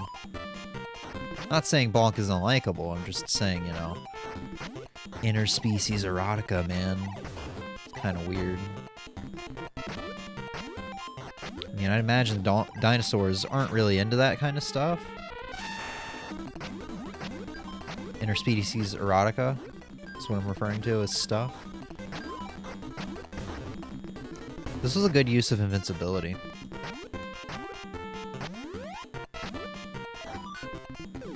Just a fucking random house up here? Oh, I never realized he turned into an asteroid. Or like a meteorite. Bonk's gonna kill his girlfriend. Oh, that just completely kills all the dudes on the screen instead of killing.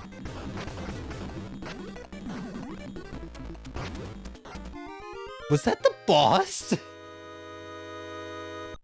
What? Don't give me what, Em. You know all about interspecies erotica.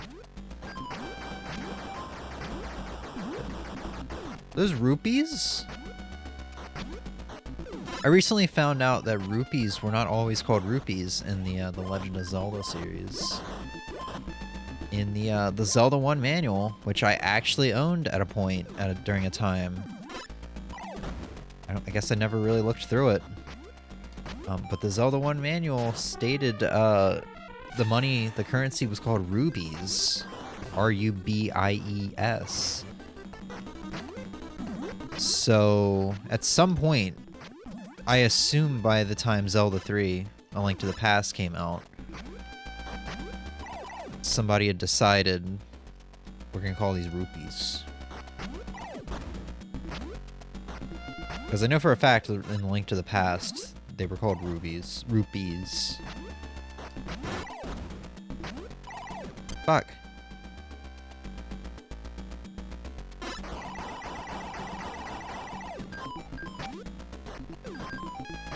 Yeah, you can't float across the screen anymore, by the way.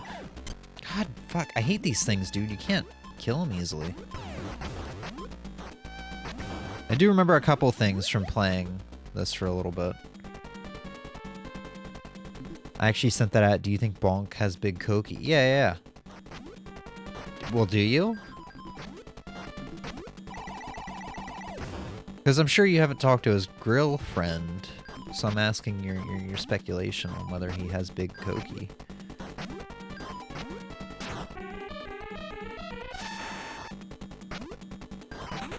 Meat!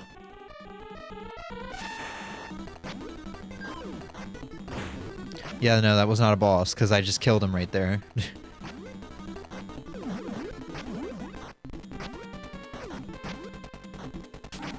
Actually, I wonder if it's Bonk 2 that I almost got to the end of in one sitting. I can't remember if it was Bonk 1 or 2. I know I've only played this game at least twice. Really have not played it a whole lot.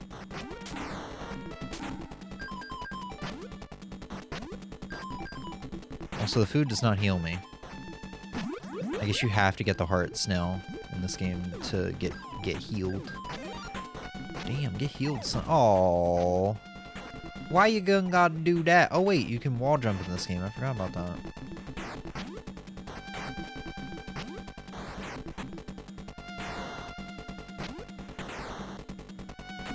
Bonk is so happy. I wish I was that happy.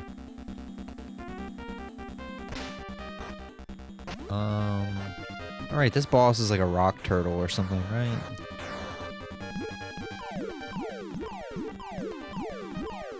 Yep.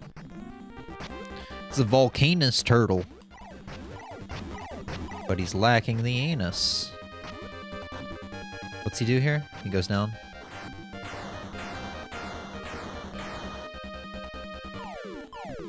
Big Koki. Go!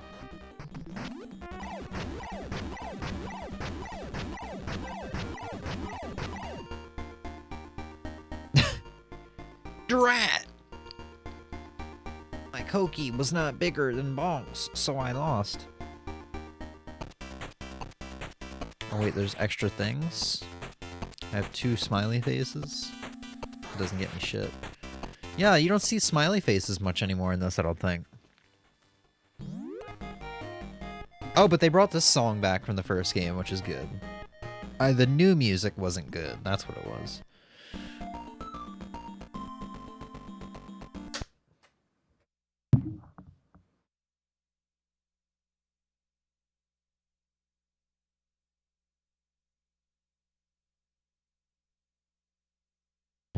And last up we have Star Parodier, which once again is a CD game. So since it's a CD game, you're gonna hear a bigger jump in graphical fidelity and audio quality compared to the TurboGrafx 16 and PC Engine games. We boot it up. We get the startup scene or startup thing. Also, apparently, with the regular TurboGrafx 16 and PC Engine consoles, or I guess the Turbo Duos, or just the whenever you had a TurboGrafx CD or a PC Engine CD, sometimes you would have to put specific cards, like an arcade card or something like that, into your PC Engine or HuCard slot. With this mod, you don't need any of them. I don't think, with the exception of the arcade card. I think it's built into this specific model. I don't think it actually might not be a mod. I think it's just built into the specific console. I think the only card you will need is the arcade card, which I think there's only 2 games that it needs, which is Sapphire. I don't remember the full name because it's all in Japanese, and Street Fighter 2. I could be wrong on that. This is Japanese. Let's just skip it. Star Parodier is a cool game though, because it's a parody of Konami's Parodius games? Parodius, yeah. I love that franchise. Forgot its name for a second there. Parodius. It's also by Hudson Soft, which is now owned by Konami. I don't know if they had a good relationship or not back in the day. I can't remember. Whatever. It's funny because this is a parody of a game that was already a parody of Gradius. But yeah, it's a cute 'em up. You get to play as Bomberman, Pero Caesar, which I believe is like the ship from Star Soldier. And then you can play as a PC Engine. I played this once and it didn't really grab me. It was definitely cute, but your power-ups make it so easy to just demolish everything. Once we get the CD power-up, So yeah, like I'm collecting Hue cards because I'm a PC engine. We'll start collecting CDs here soon.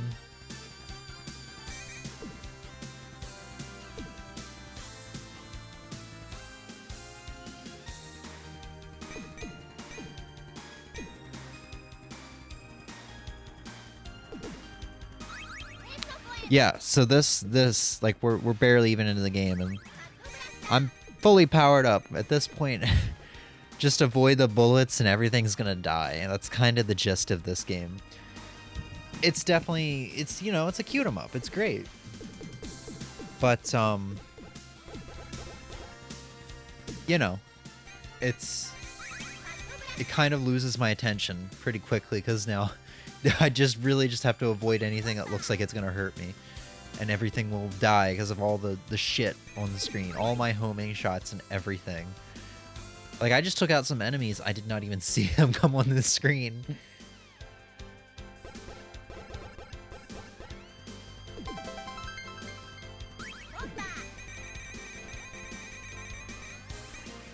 I think this is a boss.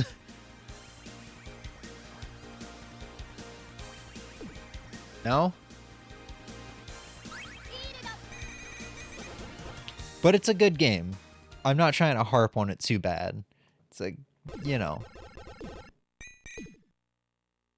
I think I would still prefer Parodius. Which is weird, because on average, I would tend to want to play the overhead shmups more. The vertical shmups like this over the horizontal side scrollers. This is just one of the rare cases of where I would prefer the side scroller counterpart. Also, I can play as a penguin in Parodius.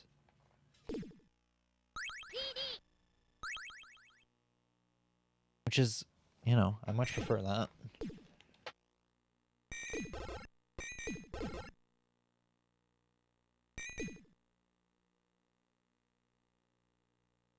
Also, the music stopped for some reason. I don't know if that was supposed to happen.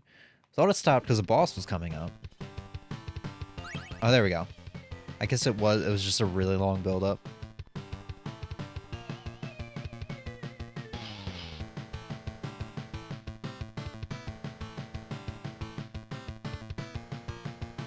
I don't know if they can hurt me or not. Oh god, it speeds up.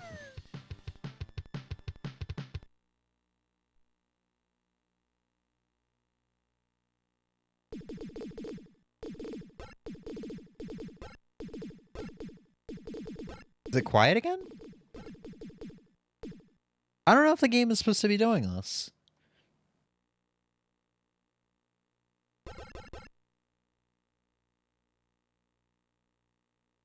I mean, I could pop this up on the Mister and know for sure.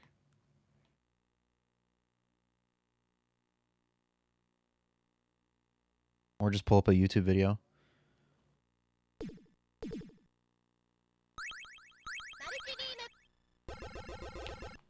Yeah, no, this is it's getting a little too dull for me.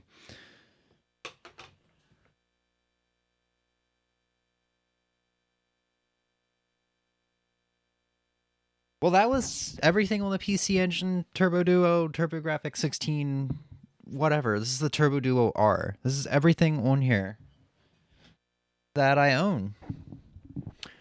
Keep in mind, I got this console back in June? May?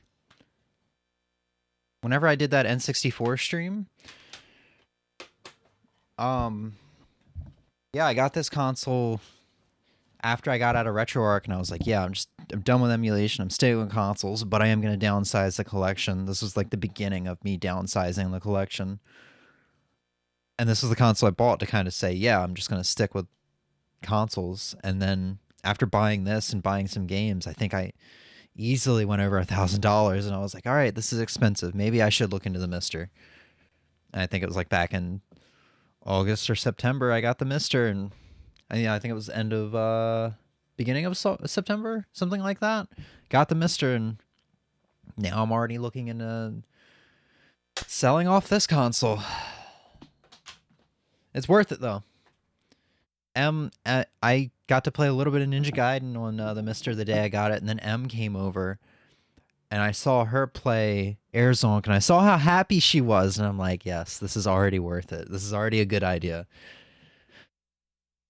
And just seeing how happy she was over it without even really getting into any of the specifications or all the technical jargon, I was just like, yeah, man, I wish I could be like her.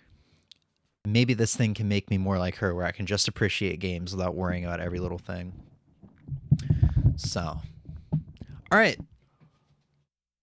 let's show you what we got going on back here.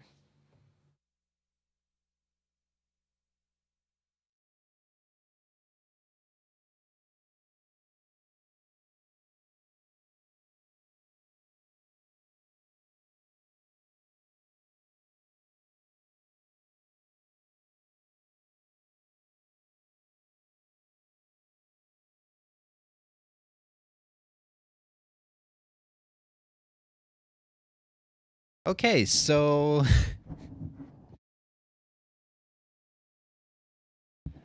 I guess when my USB hub screwed up, my webcam did too, and now it's not responding. Yay! More technical issues.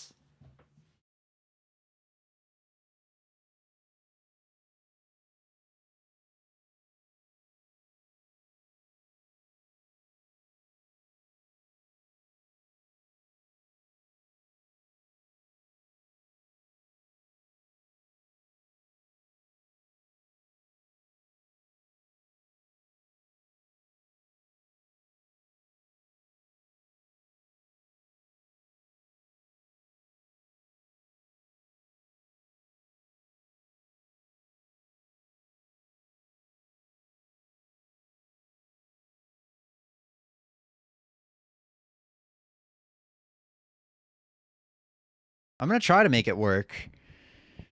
And the other cute shooter I played, yeah, Magical Chase. Yeah, that was a pretty good game too.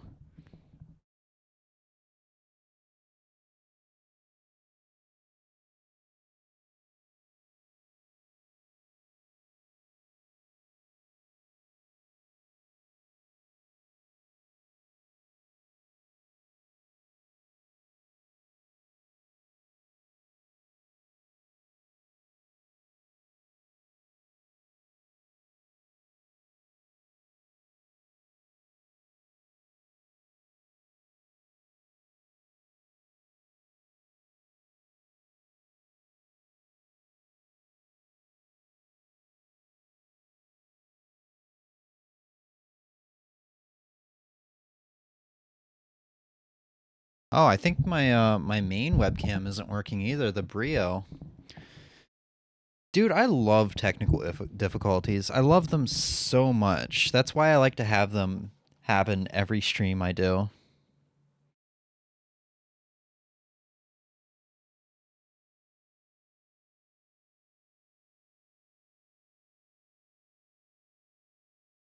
Oh, are you working now, chatbot? No, no, no. It just likes to tell me that it failed to update the game, even though I wasn't requesting for it to update.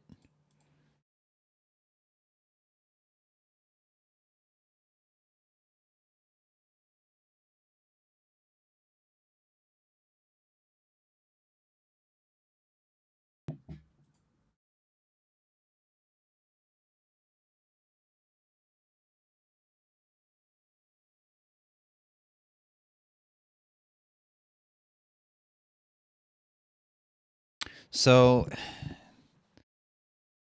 there is a let me switch back real quick. See if my webcam's working. Yeah, the Brio is working. So there's an issue with the C920 where you can get it to start working again if you have the Logitech camera software thing, and I keep deleting it because I don't think I'm going to need it, but let me re-download it real quick.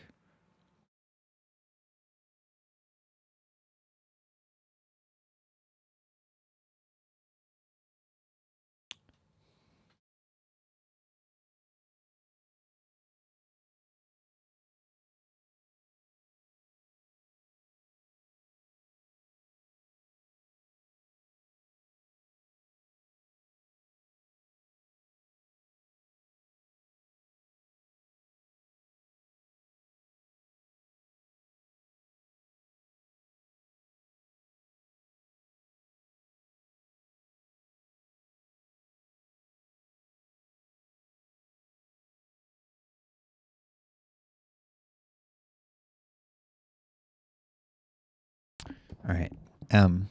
Tell me a story while I try to get this fixed. Yeah, actually, because of how unreliable the Logitech C920 or C922 or whatever this one is, because of how unreliable it is, this might actually not be something we can do. It was a cool idea. I was just trying to make use out of an old webcam. I was just kind of laying around.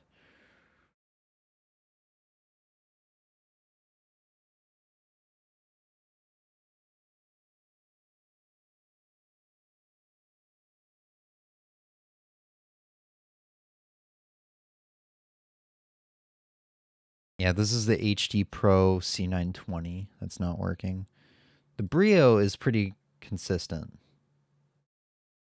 in working.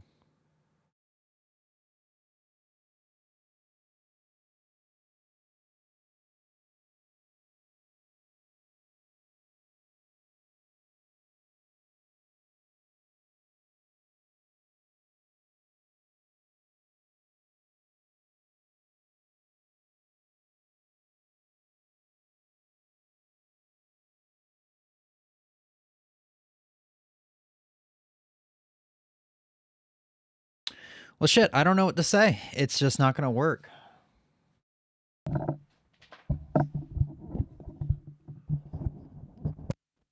second.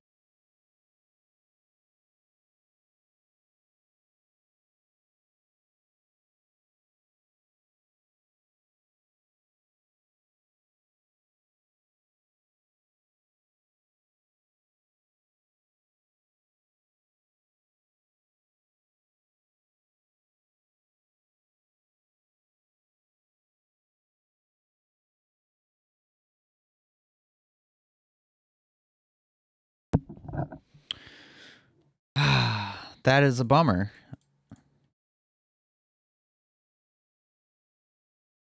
Let me see if I can look up any quick troubleshootings other than that. With how many tech difficulties we've had this stream between one of my USB ports not working and now the Logitech camera and the chat bot, I feel like we shouldn't drag this out anymore. Like I would have liked to do the Mr. stuff. I would have liked to do the Mr. stuff.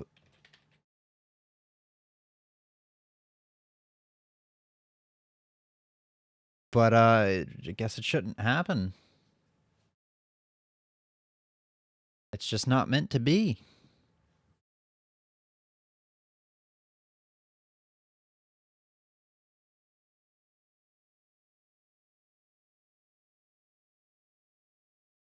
Let's look at this video that's a minute and a half long.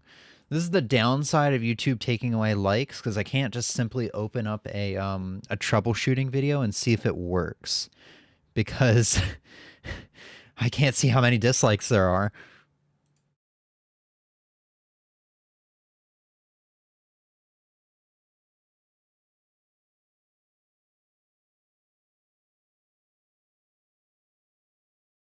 Oh, is my head... Oh my god!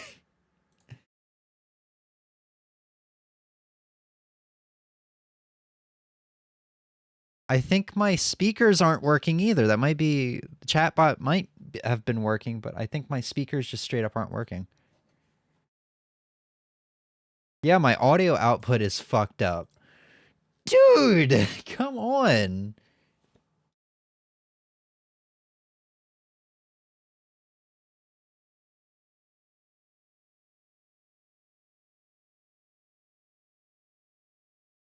Let me see real quick. Open sound settings.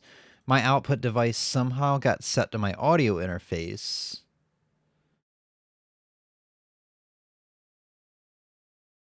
There he goes. Homeboy fucked a Martian once. So when our USB... I'm trying to wrap my head around this. When our USB port fucked up, I lost my mic. M was still able to do sounds, but when I plugged my USB port hub into a port that was working, my mic came back, I had to manually set it to the input on OBS to the interface, but it changed my output from my speakers to my interface, which is why sound effects weren't working. So the issue wasn't chatbot, it all stemmed from this. Okay, so all of our issues have stemmed from whatever my USB port did.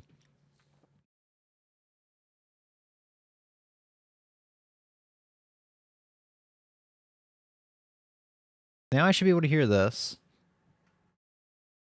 And you guys should too. Hey guys, this is just a quick video, something just I stumbled across. Anyone who has the Logitech C920, if you're experiencing a bit of flicker, you'll see I flicker around me. No, that is not. Fuck you.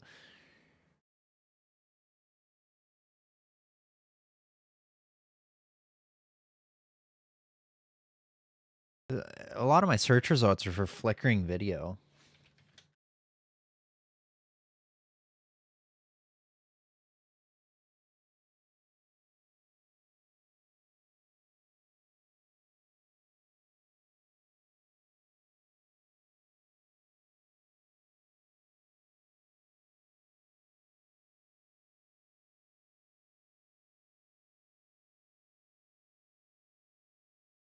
Firmware.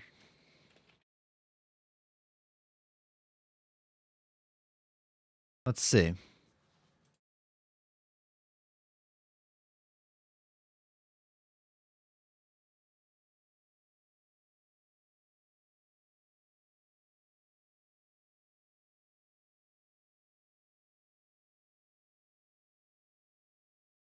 I wouldn't have thought there would have been firmware on such a low quality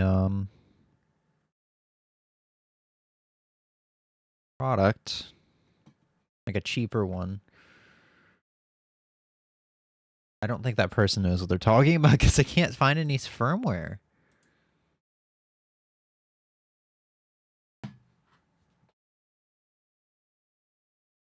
Your stream cut out? Yeah, that was just you. That was not me. But chatbot is working again. There he goes. Homeboy fucked a Martian once. I mean, it's always been working. I just discovered that there's a lot of issues.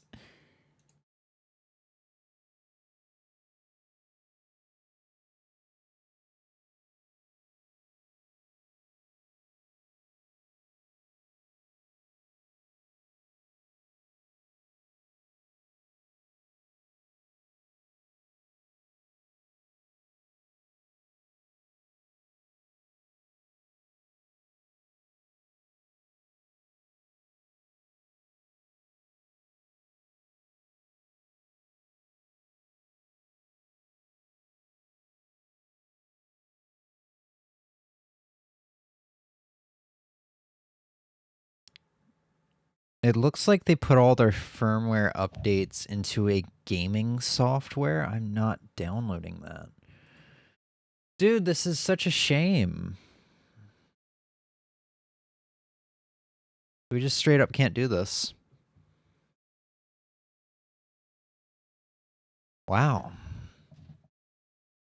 Fuck my PC's USB port.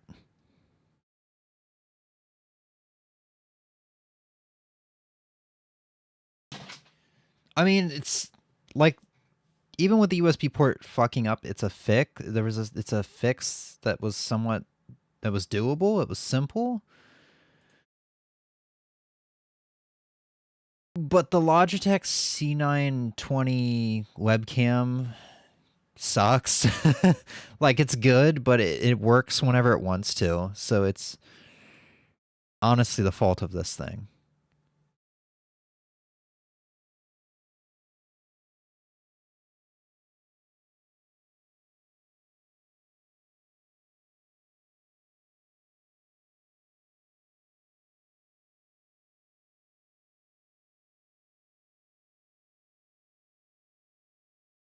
I'm gonna try just for a little bit longer to try and get it to work, but I know it was me. I was on Amazon and looking at pink desks and pink chairs for my potential cozy corner when I. Where are you gonna fit a desk and a chair?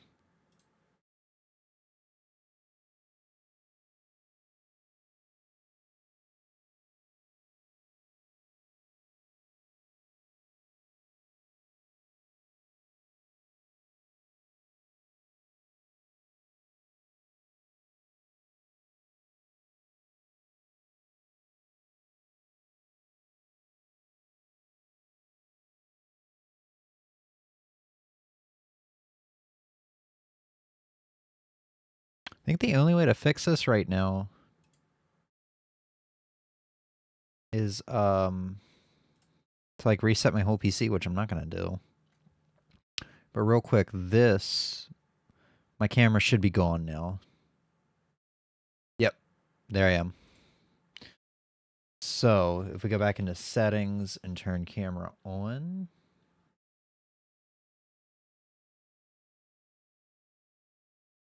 I should come back.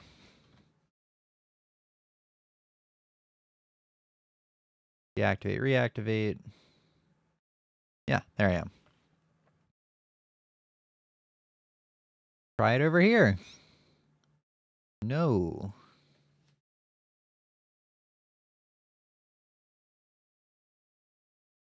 Wait, yes. It should be back on.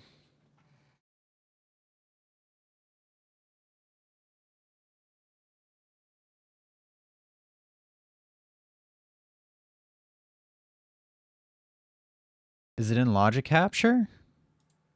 Wait, that isn't even open right now.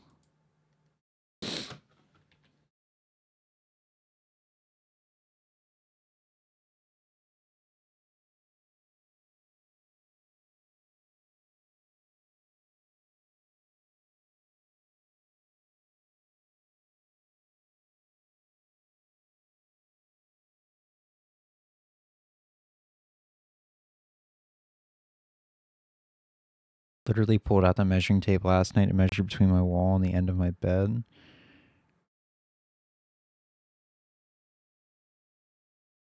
You're gonna be able to get a chair and a desk between your bed and the wall?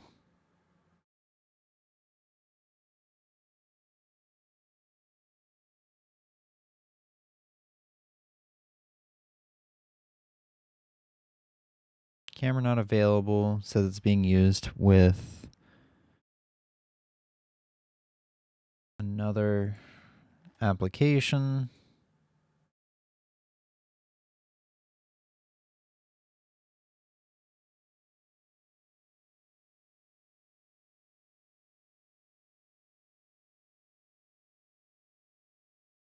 Which is just not true.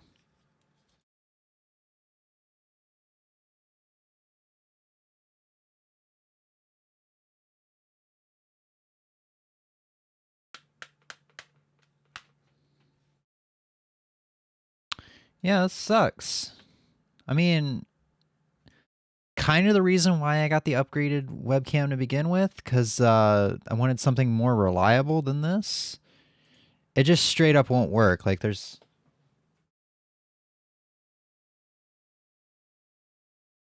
not much of anything I can do about this, you know? Oh, oh my God.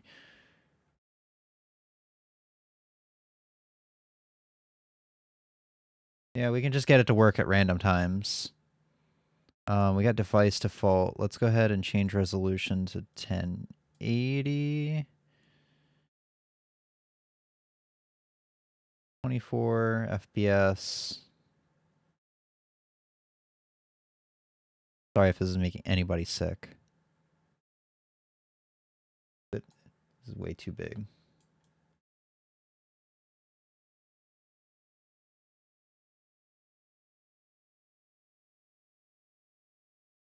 All right, now I'm going to try to get it set back to where it was.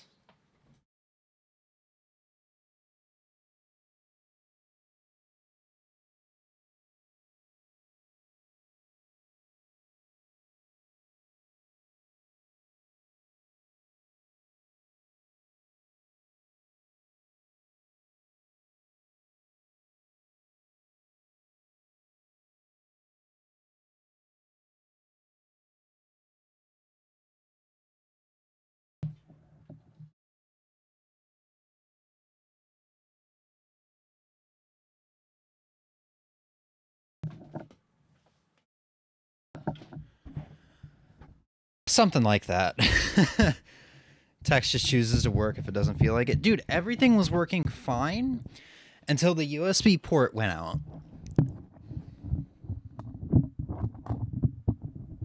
Once the USB port went out, that's when my mic stopped working. That's when you were able to do you couldn't do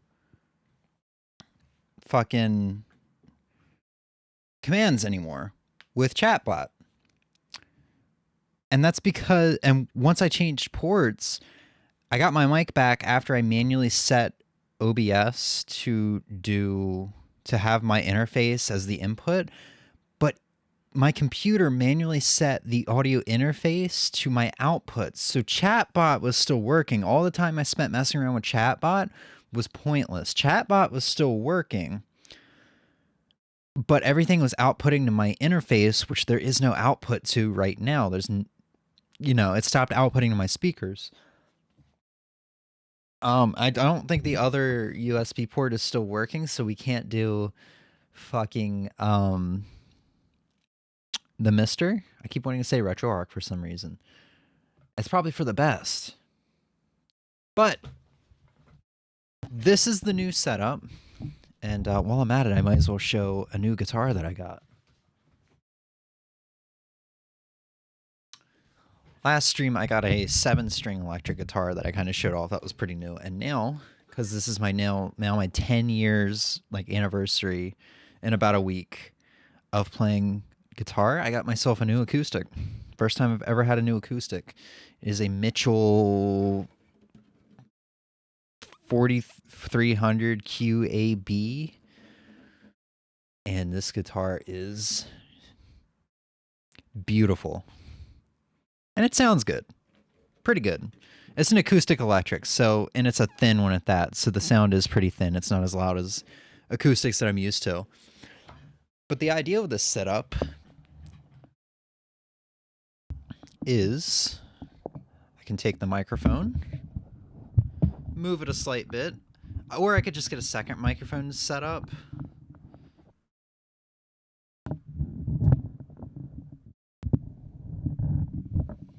So, I don't really think you'll be able to really hear me. Unless I yell. But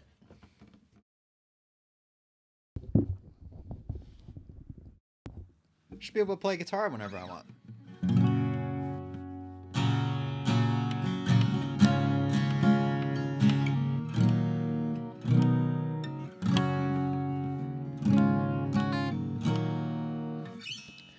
Now, because this is a acoustic electric, I could just get better at learning about DAWs, digital audio workspaces, and maybe find a better digital amp or something like that. I could just plug this guitar into my audio interface, have it run through the DAW, and then output on my desktop just like, everything does.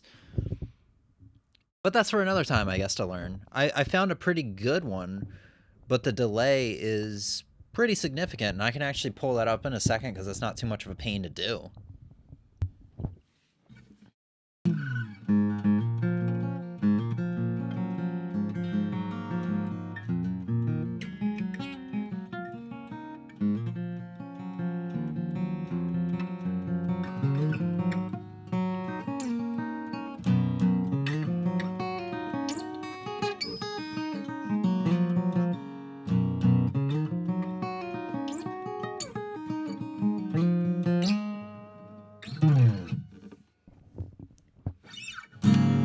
Clearly isn't the loudest, but whatever.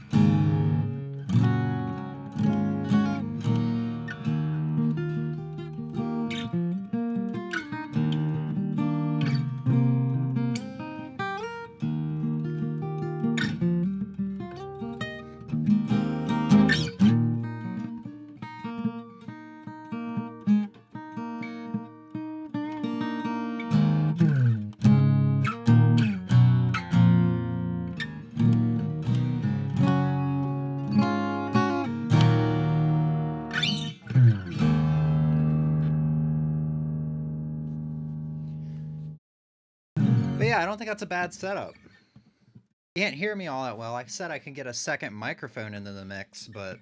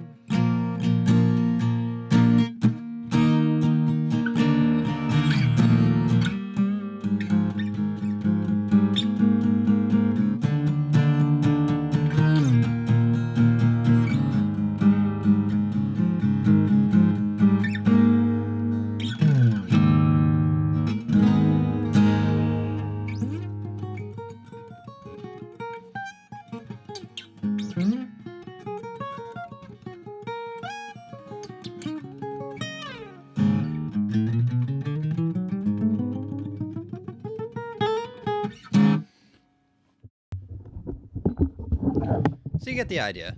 I don't know, like I said, I don't know when this is ever going to be useful. But it's a cool idea. At least I think so. I don't really ever plan on becoming a music streamer or anything like that, but something I can do. I don't know. I'm going to have to listen back to it to see how well the guitar came through.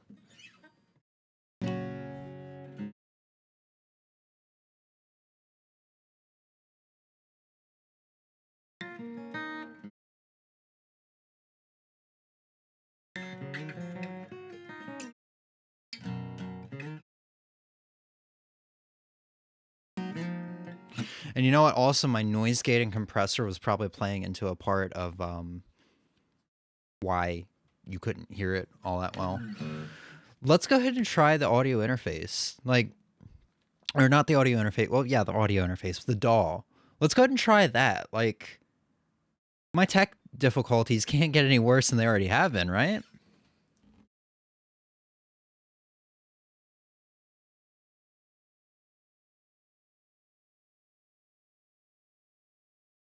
So we'll go to the scene temporarily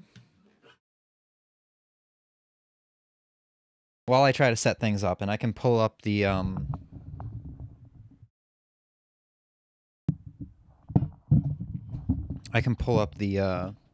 the DAW on desktop capture. And after that, that's going to be the end of the stream.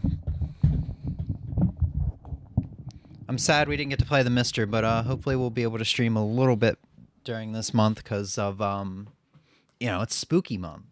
Of course I want to stream during spooky month.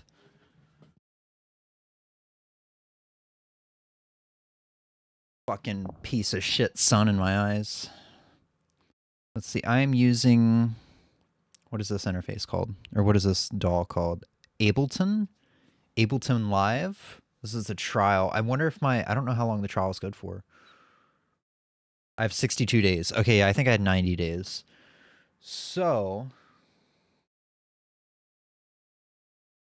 Play capture? So this is pretty cool because you can mix and master at the same time here.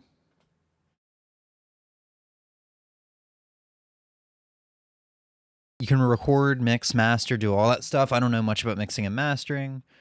Let's go ahead and delete all of these. It might look overwhelming, and that's because it is. I wish I could tell you. I wish I could tell you that I knew how to operate this thing, but I really don't. So... Preferences. This looks fine. We want...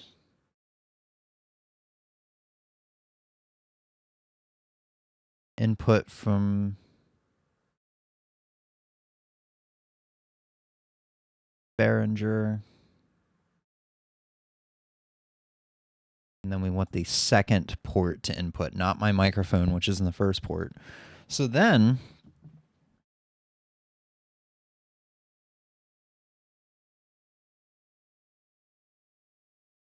I'm going to take an instrument cable out of my amp, plug it into port 2, and plug the other end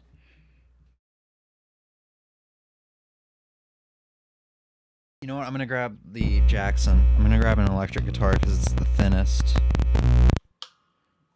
And it won't be in the way. It's not going to be bulky like the acoustic. And you can kind of hear this. You should be able to hear this, actually. No, you can't. Coming from OBS. That's a good thing. Actually, you can hear this. Okay, so I don't know if there's a workaround from that. I actually don't know if there's a workaround from that. I guess I could plug my microphone in via USB.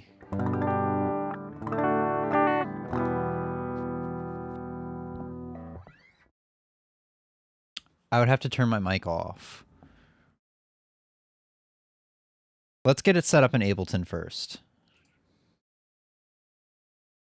So we got this set up. We can go over to there. We can drop audio effects. So let's put in...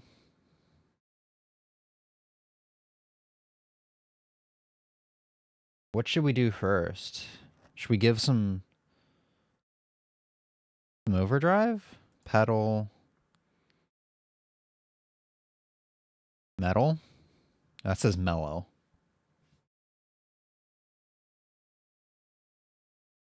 Dirt.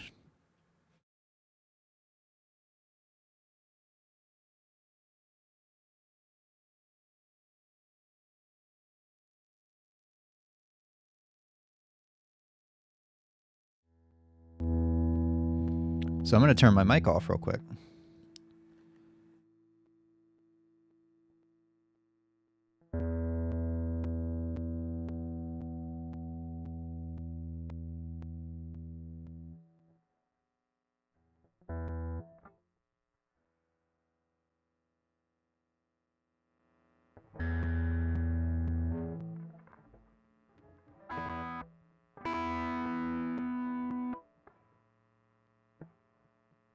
Okay, so there's like a hiccuping sound. That's kind of weird.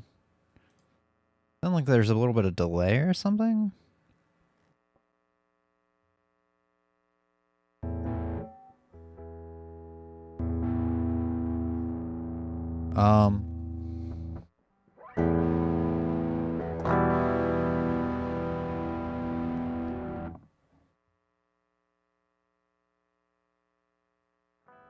Did it only start when I muted my mic?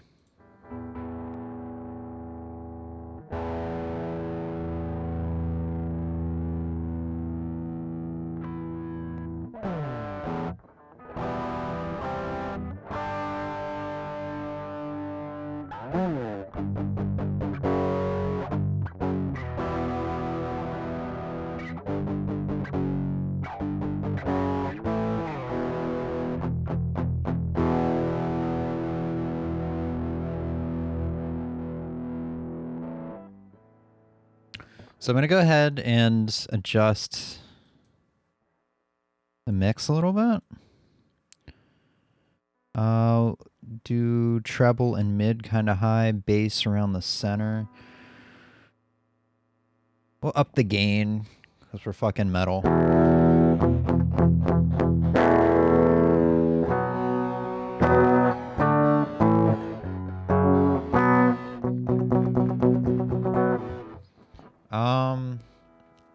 And I do want some reverb.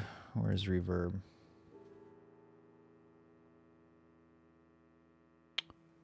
Reverb special? Oh, I haven't messed around with some of these. Outer space sounds interesting. That's dope!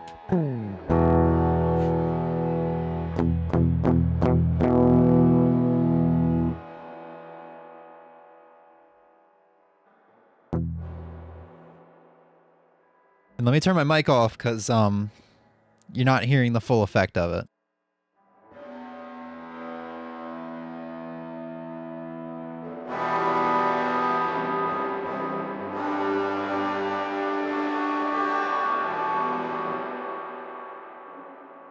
That's funny as shit. Which guitar am I using? So probably looking at the program isn't going to be useful for anybody. So let me do webcam only here. And we'll go to properties. We'll zoom all the way out.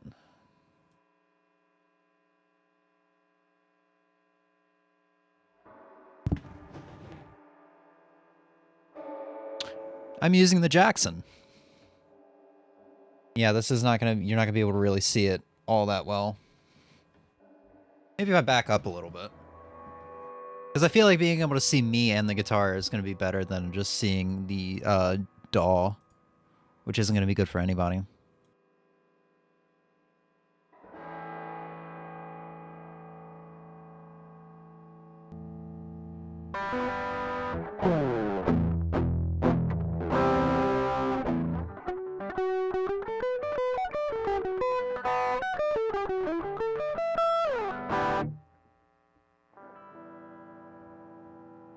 So one thing you might notice that I definitely notice, there's a delay of about maybe a second. So pick. There's a delay.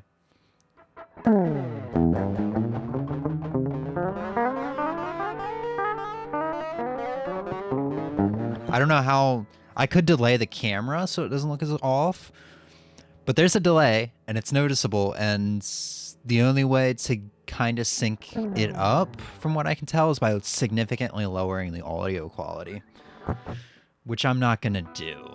However, this distortion is not heavy enough for me. It's just a little dirty. I would like to find something heavier. Add a compressor in there because of fucking course we should. Here we go.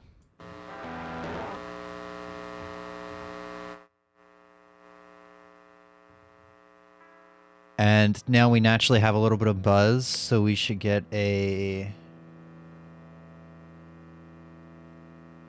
noise gate in there.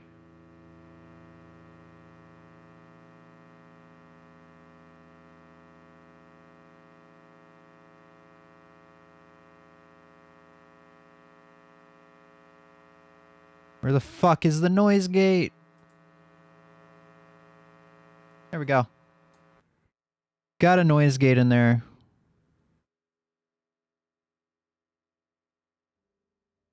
Let's see what our tone sounds like now. Very loud.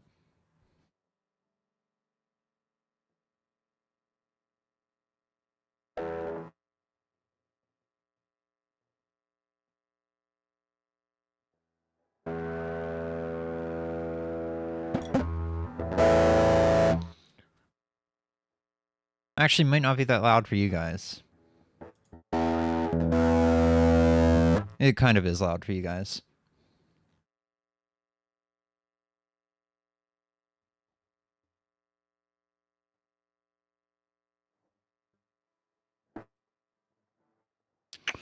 So, what we can do is I can turn down a bit on the audio interface.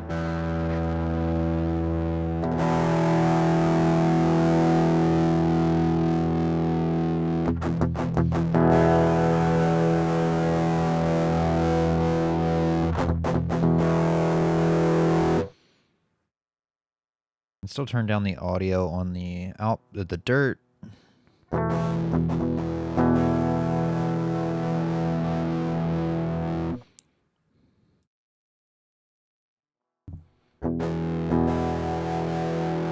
It's gonna be kind of loud no matter what, I think.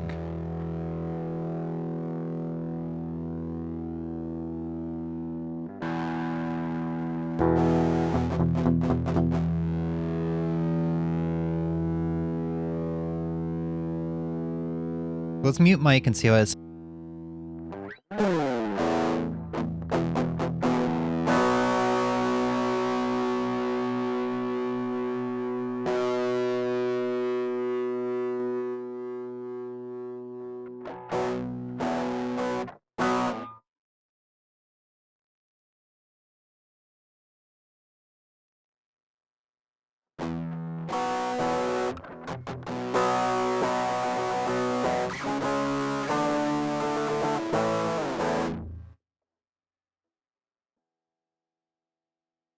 It's so fucking off-putting having that delay.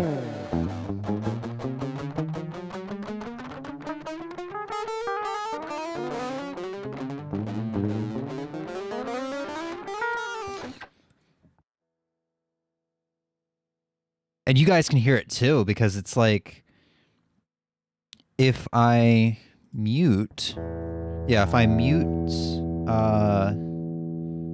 the DAW and only play through OBS, it's in time with what I'm doing right now. So here's the interesting question. Can I EQ this to sound good in OBS? Because there are filters for audio in OBS, of course.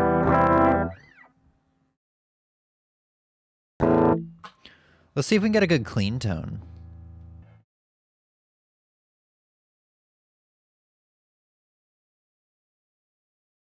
Actually, I don't know if I could do that.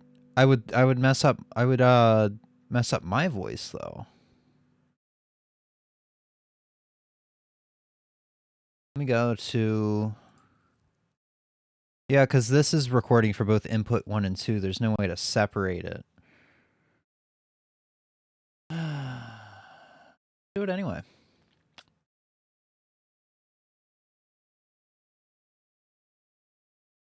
Let's see. I'm going to take off all, except for the noise gate. I'm going to take off all, except for the noise gate and the limiter. I've taken off my EQ and my compressor.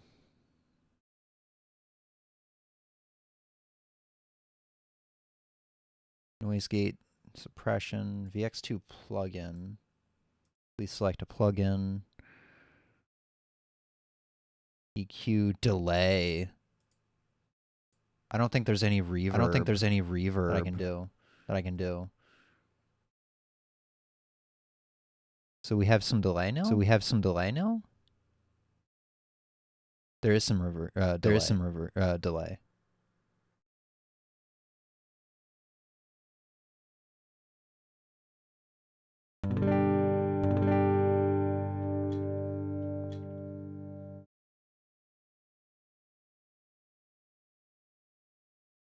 I can't hear this in real time. So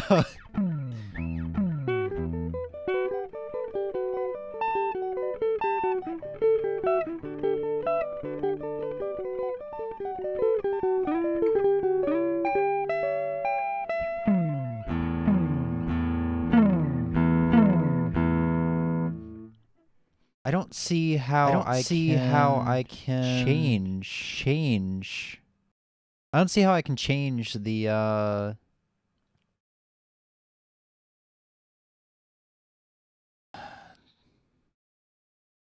trying to remember how to operate this. Because if I go into EQ, you can open plugin interface. Okay, here we go. Turn the delay back on.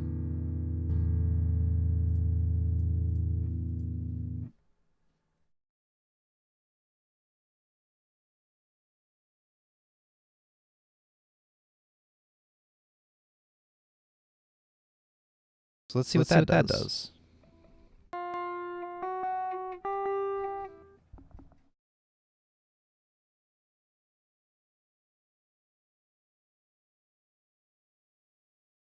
That sounds pretty good. Let's give myself some more feedback.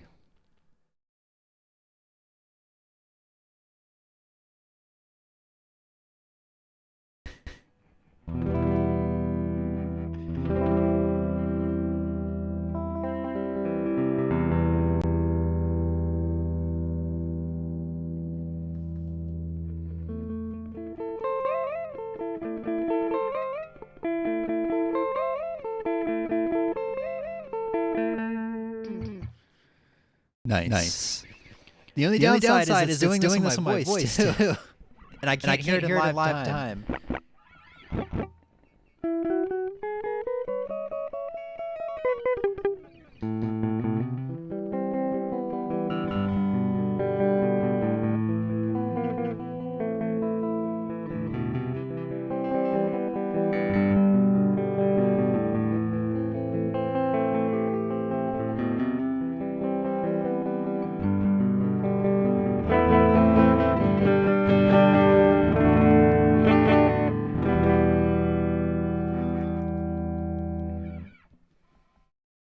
Not bad. What else can I do? EQ, FIR.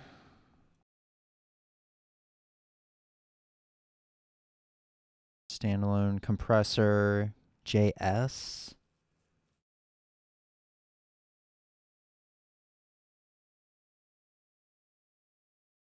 Let's see what FIR is.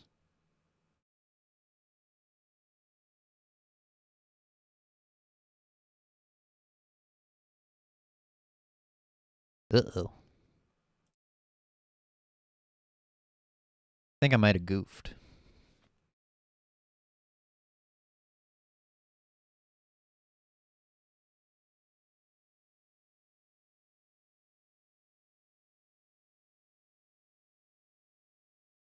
Okay, here we go.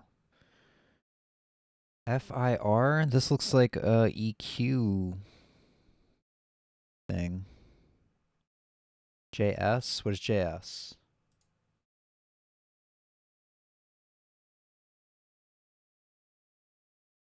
JS is another compressor? Oh, no. I don't know what this is.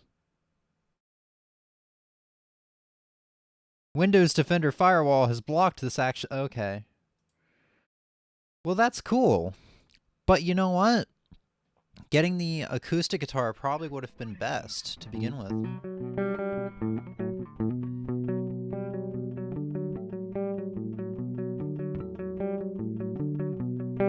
Because I think that's what's gonna naturally sound best without any added effects. Now, I didn't buy this because I wanted an acoustic electric. I bought this because I wanted an acoustic with cutaway.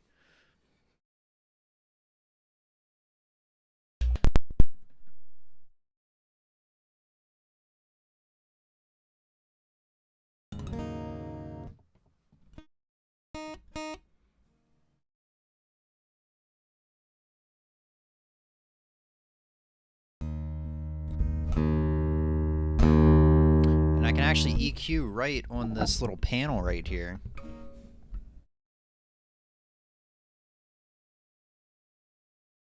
And I can turn my mic off so it doesn't bleed through the mic.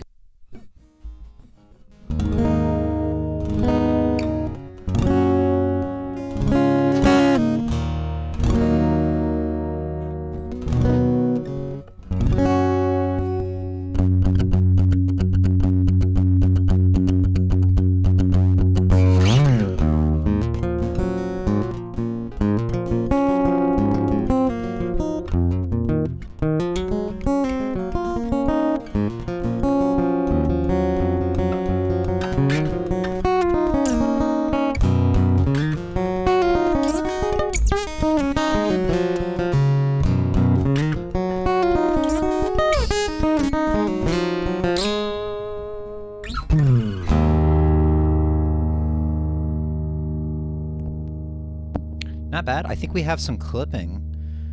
I could probably turn the compressor filter and the EQ back on my mic here. We'll see what we got. This is obviously just screw around time. Like I'm done streaming video games for the night, so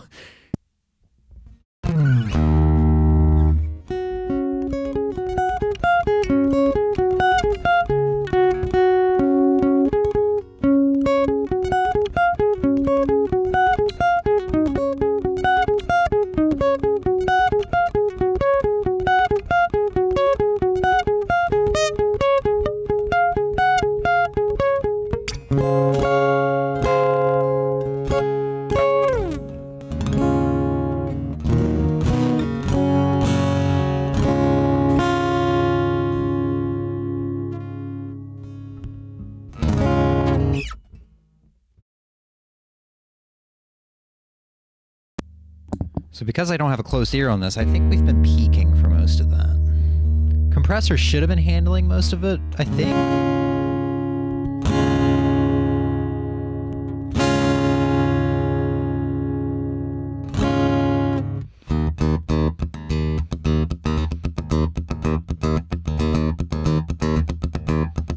Em, are you still here? How's this been sounding?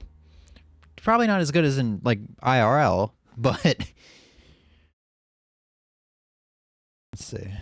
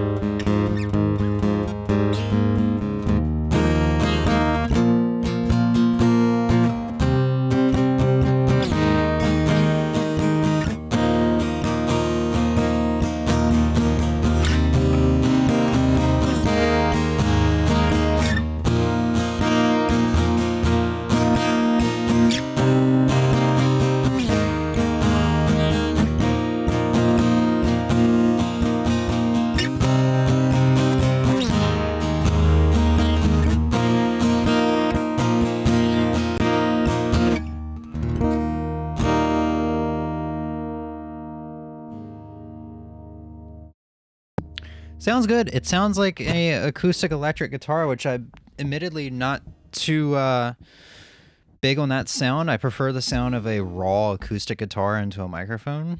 It's just got, you know, it's just got that processed electric sound to it. I don't know.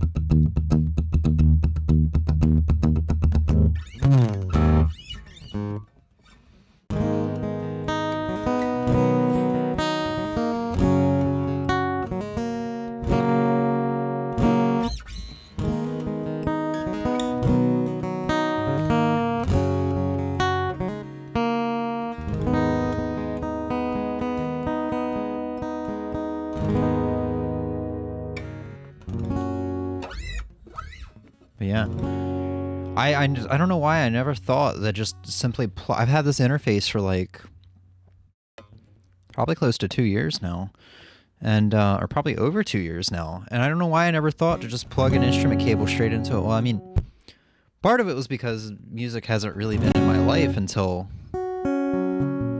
March, because I took like 4 years of not playing guitar. If you can't tell, I'm shit, even though I've been playing for 10 years, but that's okay. I think I've kind of accepted the fact that I'm shit. I would have thought I would have been a lot more nervous playing on camera in front of anyone than I am.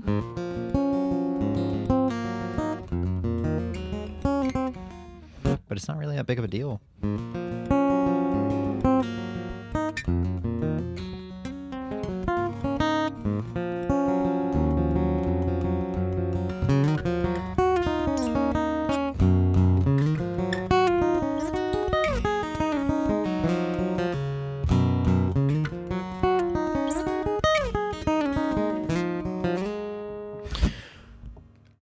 Oh my god, I just got another idea. I could treat the interface like I could treat the interface like a regular amp. And I can start plugging in my guitar pedals, like my wah pedal, my overdrive and delay pedal, and daisy chain it into this interface. We've got to try this right now. We've got to do this. We've just got to.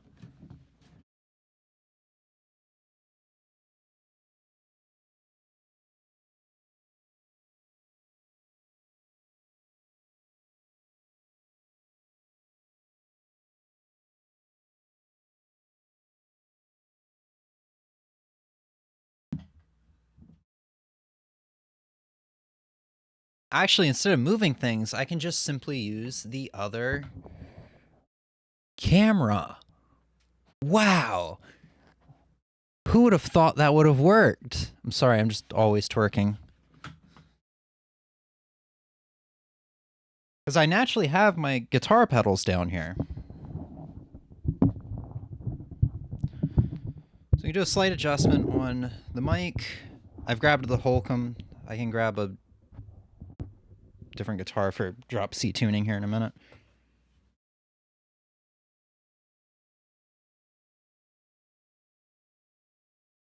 You're gonna hear sound, I'm sorry.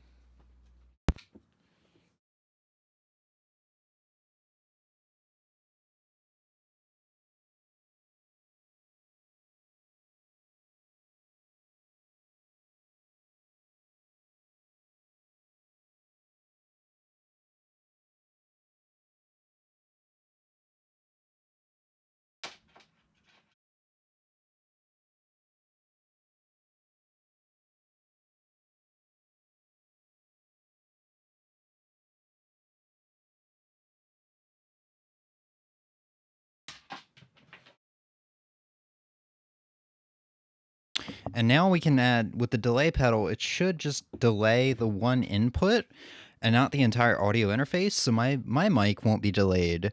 But what you'll hear out of the guitar is this variety of effects.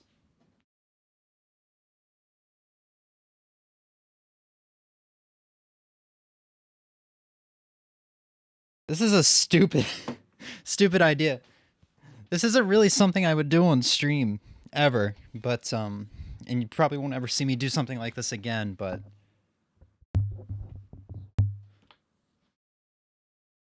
It's just a stupid bunch of ideas I had and suddenly realizing, wait, my interface can do a lot of different things I didn't think of before.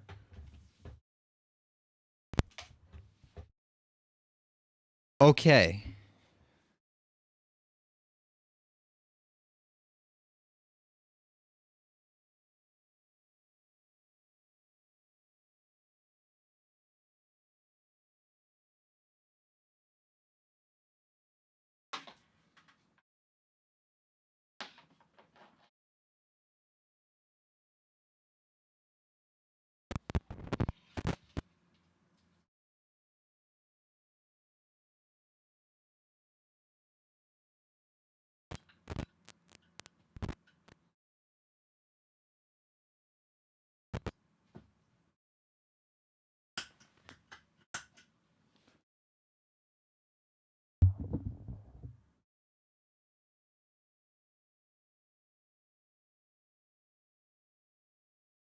Okay. Moment of truth. Does the Holcomb work? I don't know, because I have to wait for that delay.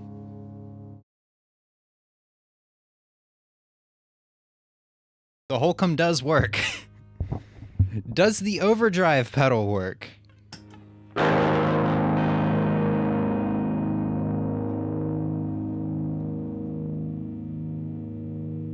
The overdrive pedal works. Does the delay pedal work?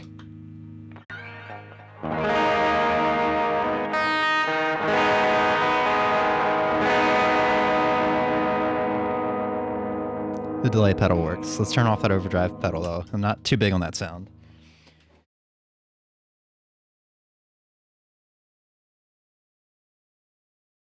And last but not least, can we get the wah-wahs?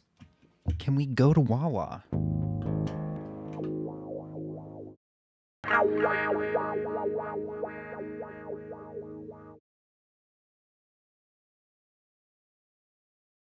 We got the Wawa.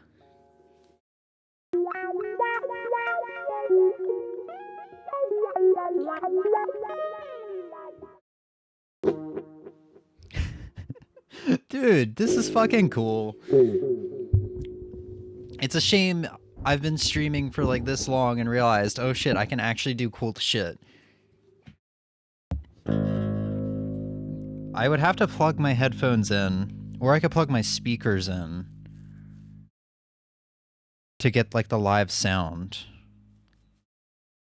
I'm trying to think what I could do. on a short moment's notice to get the live sound. I guess I could plug my speakers in. But the thing is, we're starting to get a little cramped here. I'm going to plug my PC speakers in, though.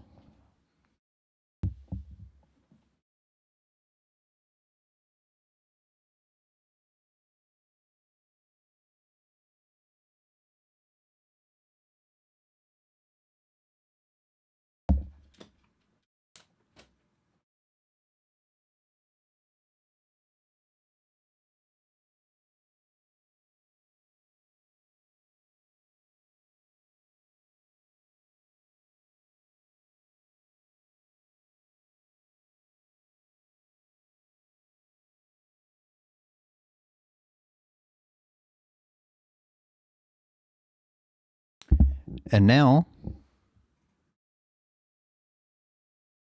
I should be able to hear something out of my speakers.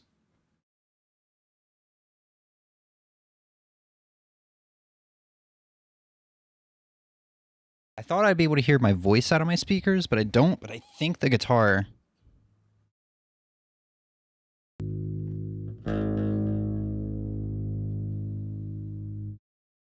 No, it doesn't work. Wait, it wasn't plugged in all the way.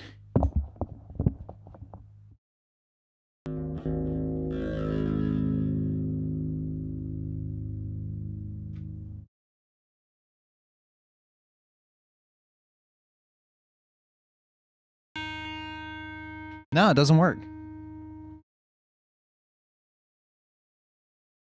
If I turn it up all the way, though, I get this hissing.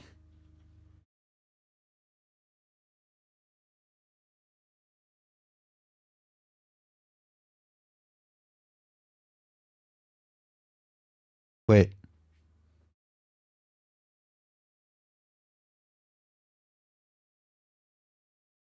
Never mind. I had to hit direct output or direct monitor on my interface to actually monitor this.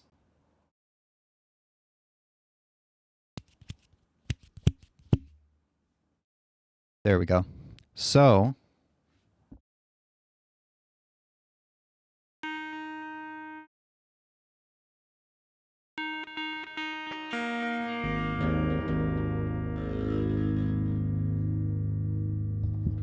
there we go.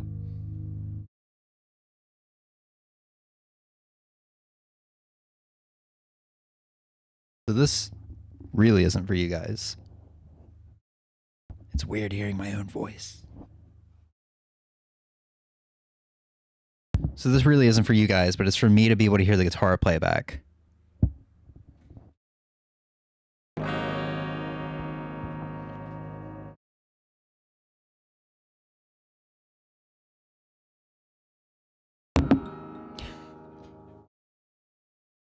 Get out of here.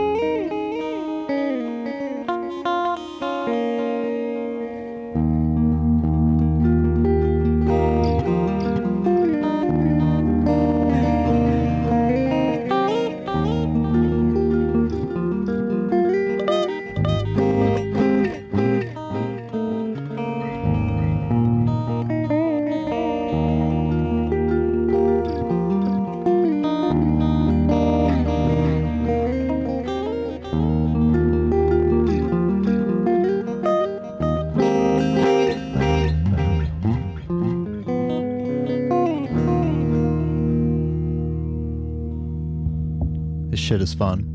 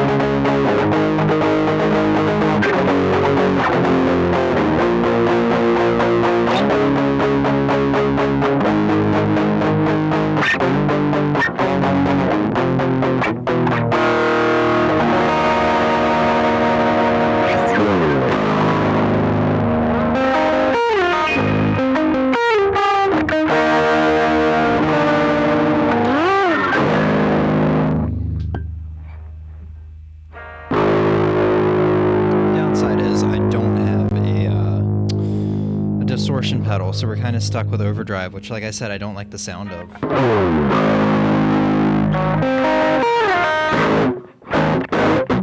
Let me grab the drop C tuning guitar. See what we can do with the overdrive. Maybe it'll sound. It's probably not going to sound decent without metal, or without distortion.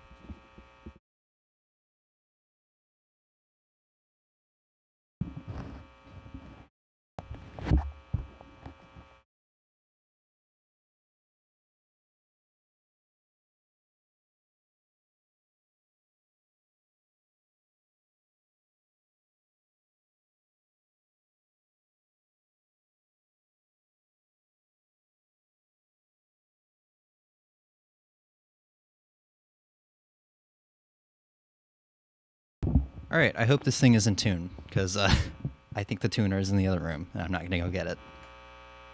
We're nearing the end of stream, though. So honestly, if you're just bored, leave. I'm having way too much fun right now to care.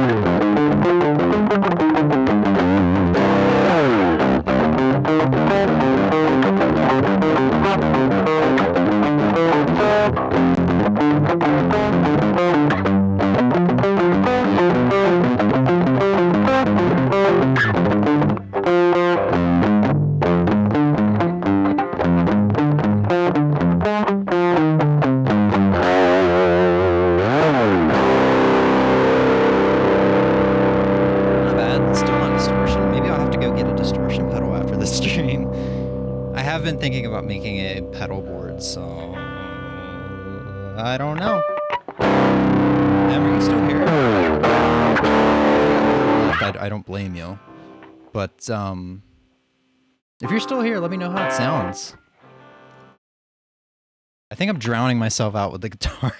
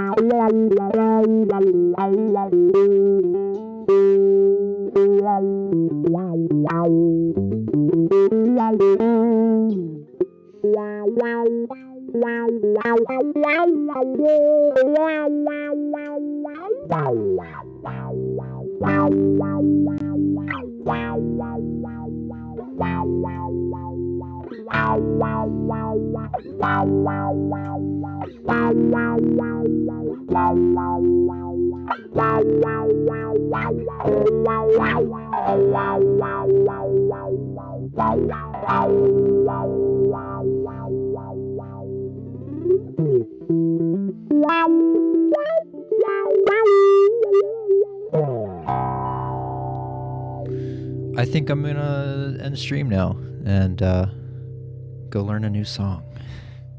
I really enjoyed this time. This was impulsive. This was just an impulsive idea. But I have thoroughly enjoyed this. This was fun. And now I have to resist the urge to go buy a I have to now go resist the urge to buy a distortion pedal and a reverb pedal. I could have just mic'd up my I kind of want to do that now actually. I could have just mic'd up my amp. I got all these sounds. But I don't know how good that would have sounded because it's an amp going into a mic. I haven't really done that all that much.